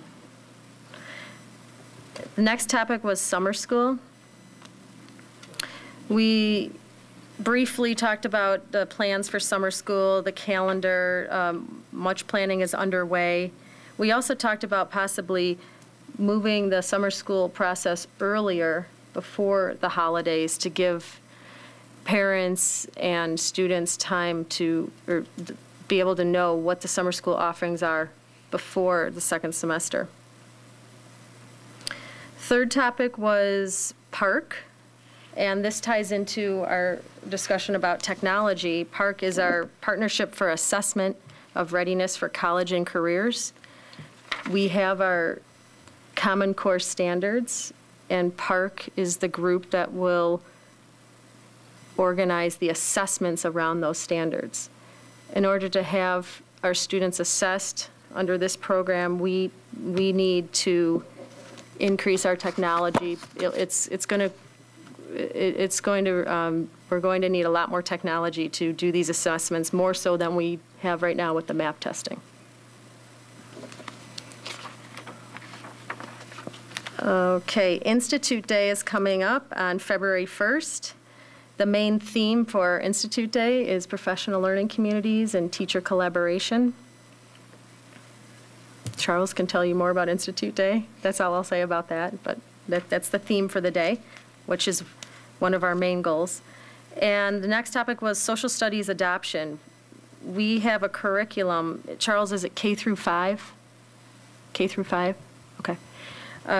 We're going to do a new social studies adoption for K through 5, and this is needed very much so. This is over 10 years old, this curriculum. Is there anything you wanted to say about the social studies adoption? Anything else? Okay. Last topic was a discussion about NCLB, No Child Left Behind. By 2014, 100% of students should be meeting or exceeding standard, which is an unreasonable goal. I think over 90% of schools in Illinois will be considered failing by No Child Left Behind. So Illinois is hoping to get a waiver soon. We don't know exactly when, but our superintendent, our state superintendent, is anticipating a waiver.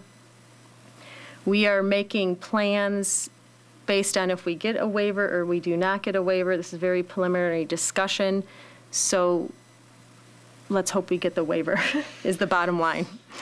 Many states are going for this. Maryland has already received their waiver, so I'll keep updating you on this each month. That's it. Mr. Bloom? Can I ask one question? When you talk about summer school, did you talk about the timing of summer school course selection as it relates to course selection in the high school? Because having just gone through this with 2 high school kids, we're trying to plan out next year's schedule, but we're not sure what high school courses or what summer school courses they may be able to take, either to jump tracks or to, and so it would be helpful if you had that discussion in light of that issue. Well, would it help if you had the coursework in November? The summer school offering in November versus now in February. Okay. Yeah. So we're talking about 3 months earlier for next year. But then a bigger discussion is how do we advertise how summer school can help move between tracks? Maybe you want to answer that. Well, I think, Mr. Blum, that's precisely what was the inception point of the conversation of moving it to November. And then the other part of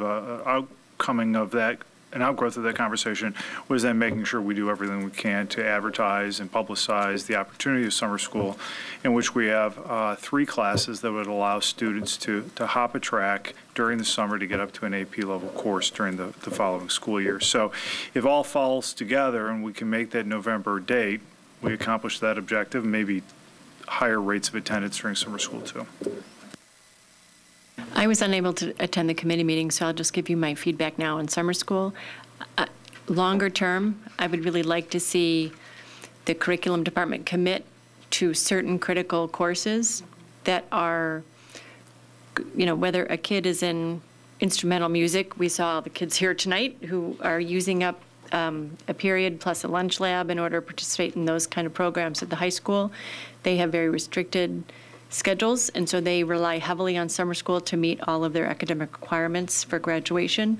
And I think the more information we can put even in the York course catalog, if we feel comfortable enough that we can, I don't want to say guarantee, but in the normal course of our offerings in our district, these classes are expected to be offered during summer school. So when we get these incoming, these 8th graders, incoming freshmen, you plan out your 4 years and you say, okay, I can meet this intro to business over the summer. It would take a commitment on our part, obviously, for, a 4-year cycle to help these kids make sure they meet all their requirements.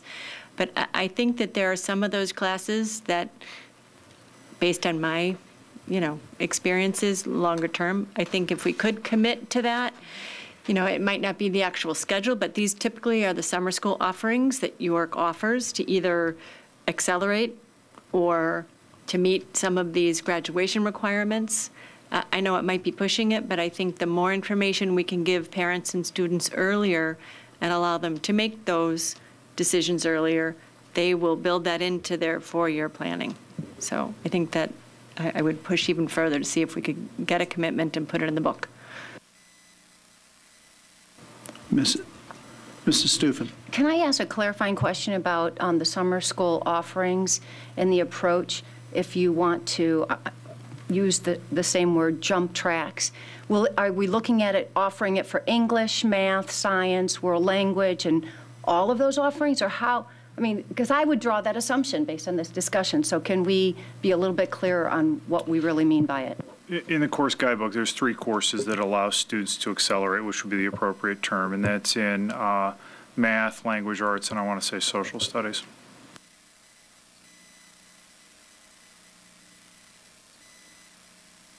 Anything else for curriculum and instruction? Then let's move on to finance and operations. Mr. Bloom. All right. The first item I've asked Chris, he came and gave us the December monthly financial report. Given that we're 6 months into the year, I asked Chris to share the slides with the rest of the board kind of on a 6-month update, and because we needed a little bit of good news in here after the previous discussion we just had. David, can you put my slides up there under the Finance and Operations Committee? The first chart that I have is on the revenues, and when he gets it up there, you'll see that the light blue bars are the prior year revenues.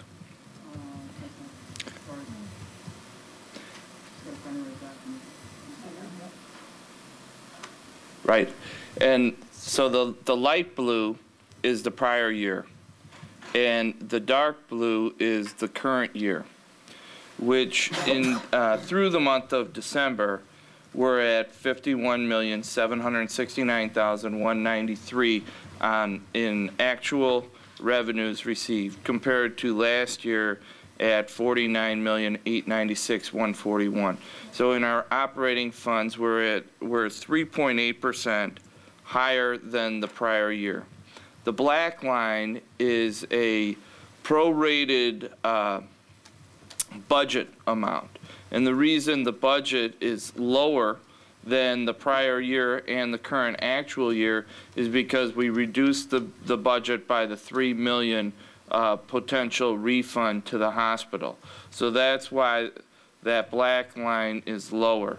But this is better than expected at this point in the year to be higher. The next slide is, go ahead, sure. What's contributing to that? Any major items or? When I did take a look at property taxes, we are right in line.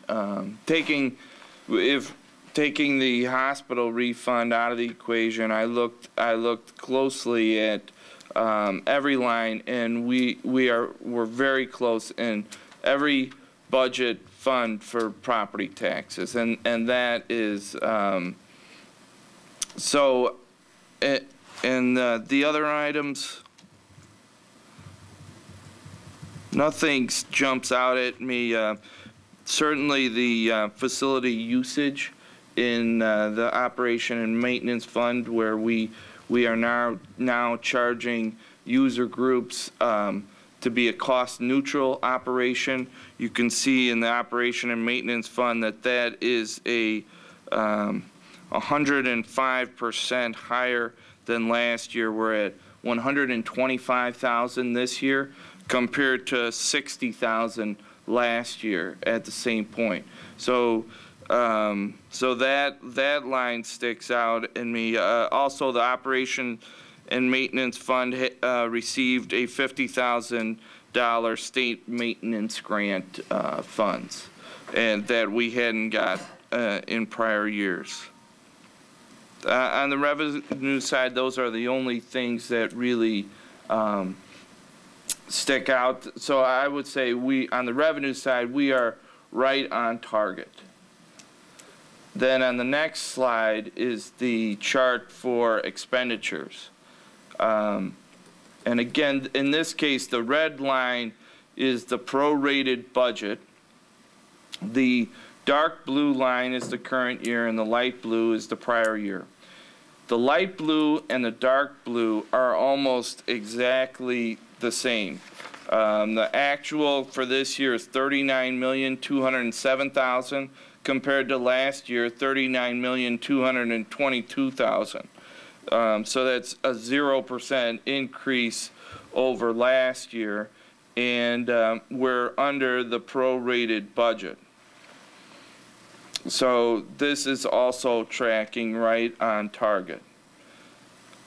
The next slide is this is the overall operating slide, where in this case, the dark green is our current fund balance, which you compare it to the lighter green prior year, and it's higher, and that is because of the surplus in the 2012 audited financial statements, and last year revenues exceeded expenditures, and so that is why we're higher this year in fund balance than last year. You see the black line, solid line, is above the dotted line. That is the increase in revenues in the current year, and the red solid line and the red dotted line are exactly the same spot because they're trending exactly the same. And then the last slide that we are showing is the amount that the state of Illinois is behind in their bills to us is $2.4 million at December 31st. And that is just a summary of the financials at December 31st. Any questions for Chris? All right, moving on. The next thing we discussed in the meeting was that it was called a transitional reinsurance fee. It was the Obamacare fee that I talked about earlier. It's $127,000. It's the backup behind that, I think, is posted as a attachment to board docs under the Finance Committee. So if anybody wants to look through, there's a write-up from United Benefit Advisors and from I think Franzik on a better description than I could give of what that is. The next item was safety, and you know, in light of Sandy Hook, I think that's something that's on everybody's mind, and you know, I think we so we brought this up, and one of the things we wanted to talk about in committee, and I'll turn this over to Dave to kind of give an update on what our process is. Well, right now, what we did is we are in the process of reviewing our already safety and security protocols that we presently have in the district for two reasons: to make sure that they still meet our needs as they were developed a few years ago, Given the Sandy Hook situation and other issues, we want to make sure those are still appropriate protocols for the school district. So we are in the process of reviewing those. And secondly, we want to make sure we're following the protocols. And so we have been working with administration and staff to start really looking at making sure we're reviewing the protocols as they're presently written and that we're following through on those protocols as they were originally intended. I think to be honest, I think we got lax on some of those issues, so we're trying to make sure that we are following the protocols as they were written. And if they don't work, then we want to come back and say, okay, let's not say we have a protocol in place that we're not following because of some reason. Let's talk through the problem and see if it's still an appropriate protocol or does it need to be revised and improved so that what we say what we're doing in Elmhurst 205 with safety and security, we're actually doing across the district. And I think that's important for our parents to understand we have a unified protocol for all of this. We're going to be putting out that information to our parents and the public in the next few weeks to just summarize what those protocols basically look like in summary form, because we have questions like, what is a lockdown? When you talk about lockdown, what is that? Parents don't understand what that is necessarily. I think we have to go through and explain that, what the purpose is, when does that happen, why do we have drills for intruder alerts, that kind of thing. So we'll be putting that together. Second part then is looking to the future and asking, what are the present issues, both short-term and long-term, that we think from at least the administration's perspective, from the principal's perspective, as they work in their schools, that are issues right now in the short term for safety and security. So we have solicited some input from the principals from our last team meeting. We're going to be looking at that information and then making some recommendations on how we can improve some things in the short term. There are long-term issues that we know are out there, for example, the entryways to our schools, for example, that we're not going to be able to fix in the short term. Those are long-term, costly solutions that we need to go forward. So we want to look at those, but again, those are not going to be things we can solve overnight. And so that's kind of the process we're using right now. The other thing that has come up is the Obama administration, the federal government, has plans to create some dollars for schools in the area of reducing gun violence and making schools safer, and including in that is the increase in mental health services. Now, we don't know what form that funding is going to take, what the requirements may be, and all of that. But I do hope that we take some time to think about how that funding can support the whole learning model and learning community across the district, because there's been a tendency when we get the federal dollars that come in the short term, there's kind of a knee-jerk reaction to, well, let's address this issue or that issue. I think we need to take the time to address the whole learning support of all of our students and families, because again, if you go back to Columbine, the lesson for Columbine was, how are we including all students, and are we addressing student success and student issues across the district? And that clearly in the recommendations of the Columbine results were how that, if you're going to invest money, that makes the biggest impact on bullying, on violence prevention, of all of those issues. So I think we just need to take our time with this, really discuss what we want to do with that funding so that it really may make a big difference for all of our students and not just in isolated cases. So that's where we are at this point. Mrs. Hirsch? I think, Mr. Pernod, can you just talk for a second? We have a safety committee in place, and I think that we partner with the City of Elmhurst Police Department. I could be dated and wrong on this, but I think we have a committee that's designated to look at safety over time. And it's a standing committee. Yeah, and I applaud you for going back over to make sure everything is in compliance and that we're keeping our kids safe. I've heard a couple of things just in the media and those kind of things, and I think our plans were written several years ago, and there's a lot of new technology and a lot of new techniques, and I'm just interested if we've had any capacity to see if there are new low-cost expenditures, but in terms of protocols, in terms of every teacher has a cell phone on them and can call 911, and if we've taken those, kind of the change in the work environment and the change in the buildings, kind of our current age, if we've taken that into account in terms of the case of an emergency. I think we're just starting that discussion. I think that's part of that short term. What can we do in the short term now that we have, new information, unfortunately, a new vision of what threats could be? How do we respond to that, and do we have adequate? So we're still in the process of doing that. The other thing that we have talked about is, are we approaching a time when we may have to hire a consultant to come in? And again, that's not a cheap option, but to evaluate our safety protocols across the district again. I'm sure that was done in the district a while ago, but depending on what we find in the short term is the time to do a long-term kind of study to say what is currently, just what you said, what's the current thinking on threats? Are we responding to those threats in an appropriate way, given that? Again, I think the problem here is, and it always has been the problem, you're not going to be able to put together a totally fail-proof system in a school. I think we have a lot of things in place. We do a lot of training. We do a lot of drills in the schools. One of the things Chris and his district-wide committee is doing is putting together a very short but very easy-to-read pamphlet that spells out for all staff the emergency protocols. Because right now we have it in pretty thick books, and to think staff is going to go back, pull that book, and start looking through those procedures is kind of unrealistic. The committee has dealt with that and has said, you know what, we need something that's very handy, so if an emergency does come up, I can flip through it and know what the protocol is right away, and everybody's on the same page. So, Chris and his committee have done a great job on that. They're putting those together.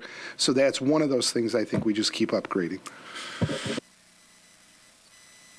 And one point that Mr. Pernod made at the meeting too is and my comment is, we always do a good job of preventing the last tragedy from happening again. After 9/11, Dave related about all the money that they spent on getting rid of waste baskets and waste cans, and everything was centered around a bomb threat. Now, it's an intruder. I think it's all of the above. I think to your point about the funding potentially federally to look at all students and to look at social, emotional, and other things around there, so that we're not just reacting to what just happened. I think Dave gets that, and I think we're looking through that. We don't want to just throw money at the last problem. Yeah, and that was my point with the new federal influx of dollars. As that happens, I think we need to be thoughtful. We need to look at how does it support the whole learning community, all of our students, as a way of prevention, but also as a way of enhancing the learning environment for every kid. Thank you. Any other questions? With regard to that, I know that it's probably too premature to ask the question, but I'm still going to ask it. Is there flexibility in how we spend those dollars? Because a lot of times it's mandated that you will do X, Y, and Z with it. We don't have an idea yet. I have not seen any details on how this is going to take shape or what some of the requirements are from the federal government. So we'll just have to stay tuned. I'm hoping that they allow us to do kind of a unified approach for each district so that we can look at, student learning supports in a unified manner across the district, rather than here's the pigeonhole we're going to plug today, but then there's some other needs that aren't going to be addressed. Okay, the next item on the agenda was an update on the stormwater, and I think the update there is that I think the city had given Dave an update. They're still very preliminary in their planning. They still have a lot of work to do. This is a longer range project for them, and I think we reiterated that we want to be good partners as long as we preserve the safety, of our buildings and utility of our facilities, and we look forward to hearing more as time goes by. Yeah, I think our discussions have been still in the preliminary stage. I think that they're still presenting with us and getting our feedback on some of their ideas. We're giving those. Some of them, we're saying those are possibilities. Other things that they have presented to us, we have been pretty clear in saying that's not going to work for our district, not going to work for some of our property areas. And so they're still in the process of developing that. So it's definitely in still the development stage. I don't think any final decision is even close to being made. But we're still meeting with them and giving our feedback. All right, and the last item, and I'll turn over to our resident bond expert, Mr. Collins. We priced a refinancing, if Jim wants to give us an update. On last Thursday, January 17th, we went to market through William Blair with a par amount of $6.35 million of bonds, which is a partial refinance of the $56 million in debt that was issued for the 2006 referendum that was passed, and put additions on all of our elementary schools along with some of our middle schools. So in compliance with the board's approved approach of phasing this in, because that 2006 referendum debt is not callable until January of 2016, we've decided as a board to do part of it every year and then finish it off in January of 2016. Now, we only did $6.35 million because we wanted to allow in this year's budget some opportunities to lease instead of purchase some of this technology that we talked about earlier. But through refinancing that, we replaced basically 5.6% coupons with 2.2% yields, and net savings to the taxpayer was $875,723. And as Mr. McDonough pointed out last year when we did this, this is money that comes directly off of property tax bills. This is not money that goes back into the school district budget and can be respent on other things. So this refinance, along with last June's refinance, brings the total of savings to the taxpayer of about $1.3 million in those two refinancings. And it is our anticipation to do this every January between now and 2016 until that full $56 million is refinanced. Mr. Bloom? And that's it for me. Anything else for Mr. Bloom? Hearing none, we'll move on to the Performance Management Committee. Mrs. Hirsch.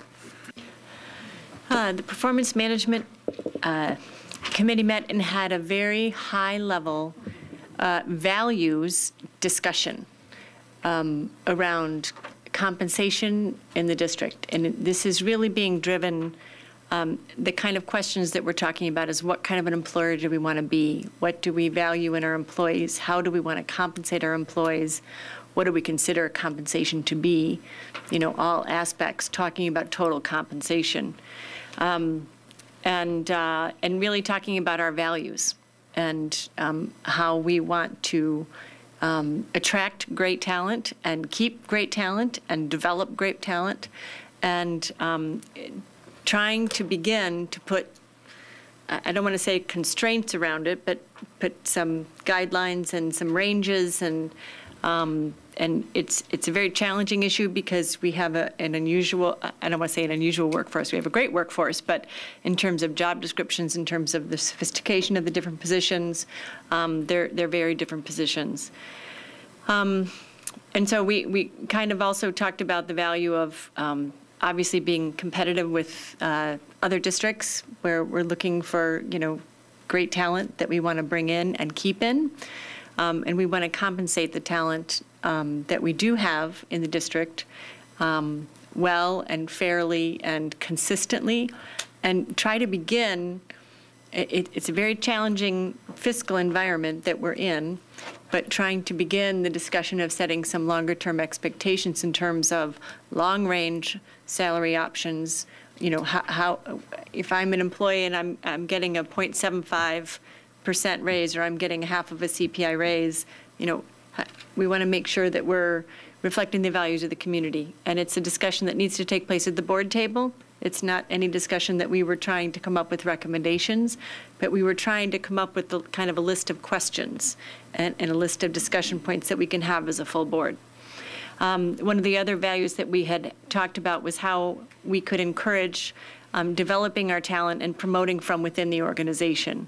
We don't really have an explicit program in place right now to address needed training, providing experiences for people who are interested, either moving from the teaching force into the administration, into different types of jobs within the district. And so we came up with some recommendations. We wanted to better understand. One of the things that we had talked about is that we have a relatively young cabinet. We have a lot of relatively new cabinet members the last couple of years, and there is value in institutional knowledge, and that's something that preliminarily we might be bringing back to the board in terms of one of the values that we think we might want to commit to, that we believe in institutional knowledge and we believe in growing from within. But again, these aren't statements, these are ideas that we want to bring forth. So we wanted to understand also the costs associated with turnover. So we wanted to look at, there's a couple of bullet points here that we want to get some more information on, our administration turnover for the last 5 and 10 years. Looking at our compensation framework, Mr. Pernod drafted a very preliminary framework, so we're going to take a look at that and again in terms of values and what kind of an approach we'd like to take and bring back to the full board. Again, the value of growing our own, if you will, for future administration. And then also we wanted to look a little more carefully at the Harris poll data, which I believe is just starting to get back to us, so that we can have a better understanding and spend some time looking at employee satisfaction and what particular areas might be of focus in this area. So that's really, it was an interesting discussion. It was very high level, but we hope to bring back to the full board some talking points, some discussion points. So what do we think about this particular concept? So it's still very early. Mr. Pernod also brought an idea. We're going to give you a quick overview, but we're not going to have time to talk about it given the lateness of the hour at this point, and we need to learn a little bit more about it. But I would say Mr. Bloom likes to talk about doing the transformational change and not just the status quo. We're looking at the budget for the year with no major changes. And Mr. Pernod brought forth an idea, a possible role for the Performance Management Committee would be to recommend to the full board that we set aside a certain amount of funds, and that those funds would be invested in our schools, but it would be up to staff to develop a proposal, an idea that they wanted to bring forth, that they wanted to have funded. It would be a complete plan, not just, a sketch of an idea. It would need projected improvement, the data that we would be using to actually measure the effectiveness of this particular program or change. And we would be watching the success of the proposal over time. And if there was a small amount of money that was set aside for this kind of either transformational change or really changing the way we're doing something, and we had good data and we had good understanding of what the expected outcomes were, and we had the ability to track the actual outcomes, that this might be something that we could introduce into the district. It would obviously be something that would take on a little bit of a competitive nature in terms of trying to get your project funded. But I'm expecting, we need to talk more about this idea and see how it would go over. But it was a concept that Mr. Pernod brought us, which I think was very interesting.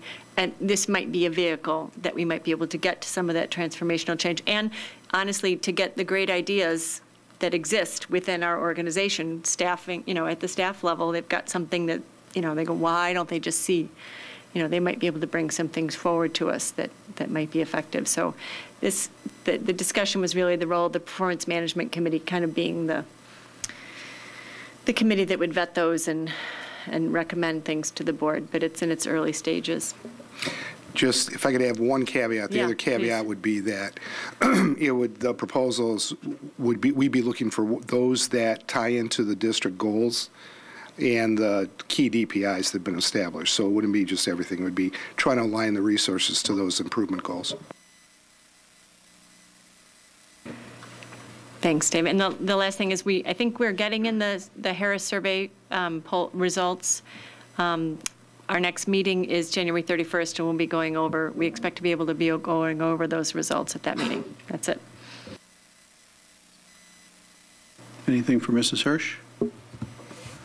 Hearing none, we'll move on to the superintendent's consent agenda. Let me just first review what's on that agenda. Monthly personnel report, monthly financial reports, the approval of the 2013-2014 school calendar, the approval to sell or dispose of district equipment, approval of purchase of digital video surveillance system and cameras, approval of purchase of network firewall appliance, a donation to York High School, approval of revisions to policy number 5:30, hiring process and criteria. This is a first reading of that policy. And finally, approval of revised policy 5:185, family and medical leave, again, a first reading. Does anyone want to remove anything from the consent agenda? Mr. McDonough? Item G. We could remove item G, thank you. Which is the donation to York. Right. Anything else? Mr. Bloom? Item E, the digital video surveillance system cameras. Okay. Anything else? All right. Mrs. Hirsch? I move that we approve the superintendent's consent agenda, less items E and G. Second.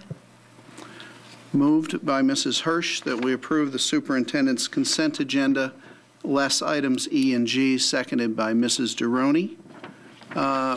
Since this involves spending money, Mrs. Walsh, can you call the roll? I'm sorry, is there any discussion? Thank you. Mrs. Walsh, please call the roll. Ms. Hirsch? Yes. Mrs. Droney? Yes. Mr. McDonough? Yes. Mrs. Stufen? Yes. Mrs. Ebner? Yes. Mr. Bloom? Yes. Mr. Collins? Yes. 7 ayes, no nays, the motion carries. Now, do I have a motion for item E, please? Mrs. Hirsch. That the Board of Education approve and authorize the superintendent or his designee to purchase a digital video surveillance server from a qualified commercial off-the-shelf computer manufacturer and purchase digital video surveillance software, digital cameras, and chassis for analog to digital encoder cards from Convergent Technologies for a total cost not to exceed $25,000. Do I hear a second? Second. Moved by Mrs. Hirsch, seconded by Mr. McDonough. Any discussion? Mr. Bloom? I asked to remove this just because I wanted to highlight it in light of the security discussion that we had and some of the work that we're doing there, that this is an investment in security that not only enhances security at York, but I think gives us functionality beyond York. It was very antiquated technology, analog-based technology. I think you can buy stuff at Radio Shack now that'll give your house better technology than we have. So I just wanted to highlight that this is an investment that we were making out of the budget for security. Thank you. Any other discussion? Mrs. Walsh? Ms. Hirsch? Yes. Mr. McDonough? Yes. Mrs. Ebner? Yes. Mrs. Droney? Yes. Mrs. Stufen? Yes. Mr. Bloom? Yes. Mr. Collins? Yes. 7 ayes, no nays. The motion carries. Mrs. Hirsch? I move that the Board of Education accept the donation of a Gray Mills Biomatic parts washer from Miller Welding Automation in the amount of $1,600. This donation is accepted in accordance with Policy 8:80, gifts to the district. Second. Moved by Mrs. Hirsch, seconded by Mr. McDonough. Any discussion? Mr. McDonough? My only purpose to pull this off was just to say thank you to the Miller Welding Automation of Carroll Stream, Illinois, and probably knowing Mr. Ross, his involvement in making this happen, undoubtedly. And I don't want to take a lot of time, but I think it's important that we recognize when people make donations, and if we've let some slide through without saying thank you adequately, whether we pull it off the agenda, the consent agenda or not, I think we should make sure we make a point of saying thank you. It helps our professionals do the things that we ask them to do, and it's that extra thing that allows us to meet our needs in very difficult financial times. So again, thank you. Great. Thank you for pulling that off. Do we need a roll call to accept money? No. Then all in favor of accepting this donation to York High School, say aye. Aye. Opposed, say no. Motion carries. And again, thank you. Next on our agenda is upcoming meetings.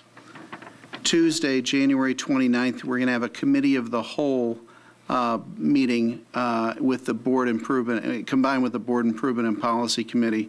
This is going to be our semi-annual check-in for just the board to go over the things we discussed last June and what we want to achieve this year, perhaps reprioritize some of those things if need be, and just make sure we're on track to achieving what we're trying to achieve for this school year.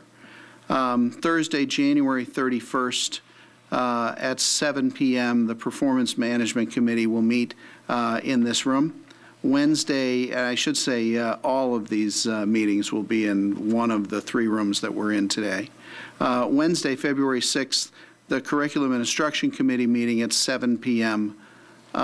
Tuesday, February 12th, which is the next regular Board of Education meeting at 7:30 p.m. And finally, Tuesday, February 19th, the Finance and Operations Committee will meet at 6:30 p.m. And with that, let me turn it over to any board communications. Mr. McDonough. In that lineup of meetings, the Forum of the LL, the location of that, it wasn't on this meeting's recitation, but it's slightly beyond the scope of this calendar, but it's the following. So we're just, but go ahead, February please. 25th, and I think we should just repeat it as many times as we can. Here at the district office. Right. Yeah. So Okay. in these 3 rooms.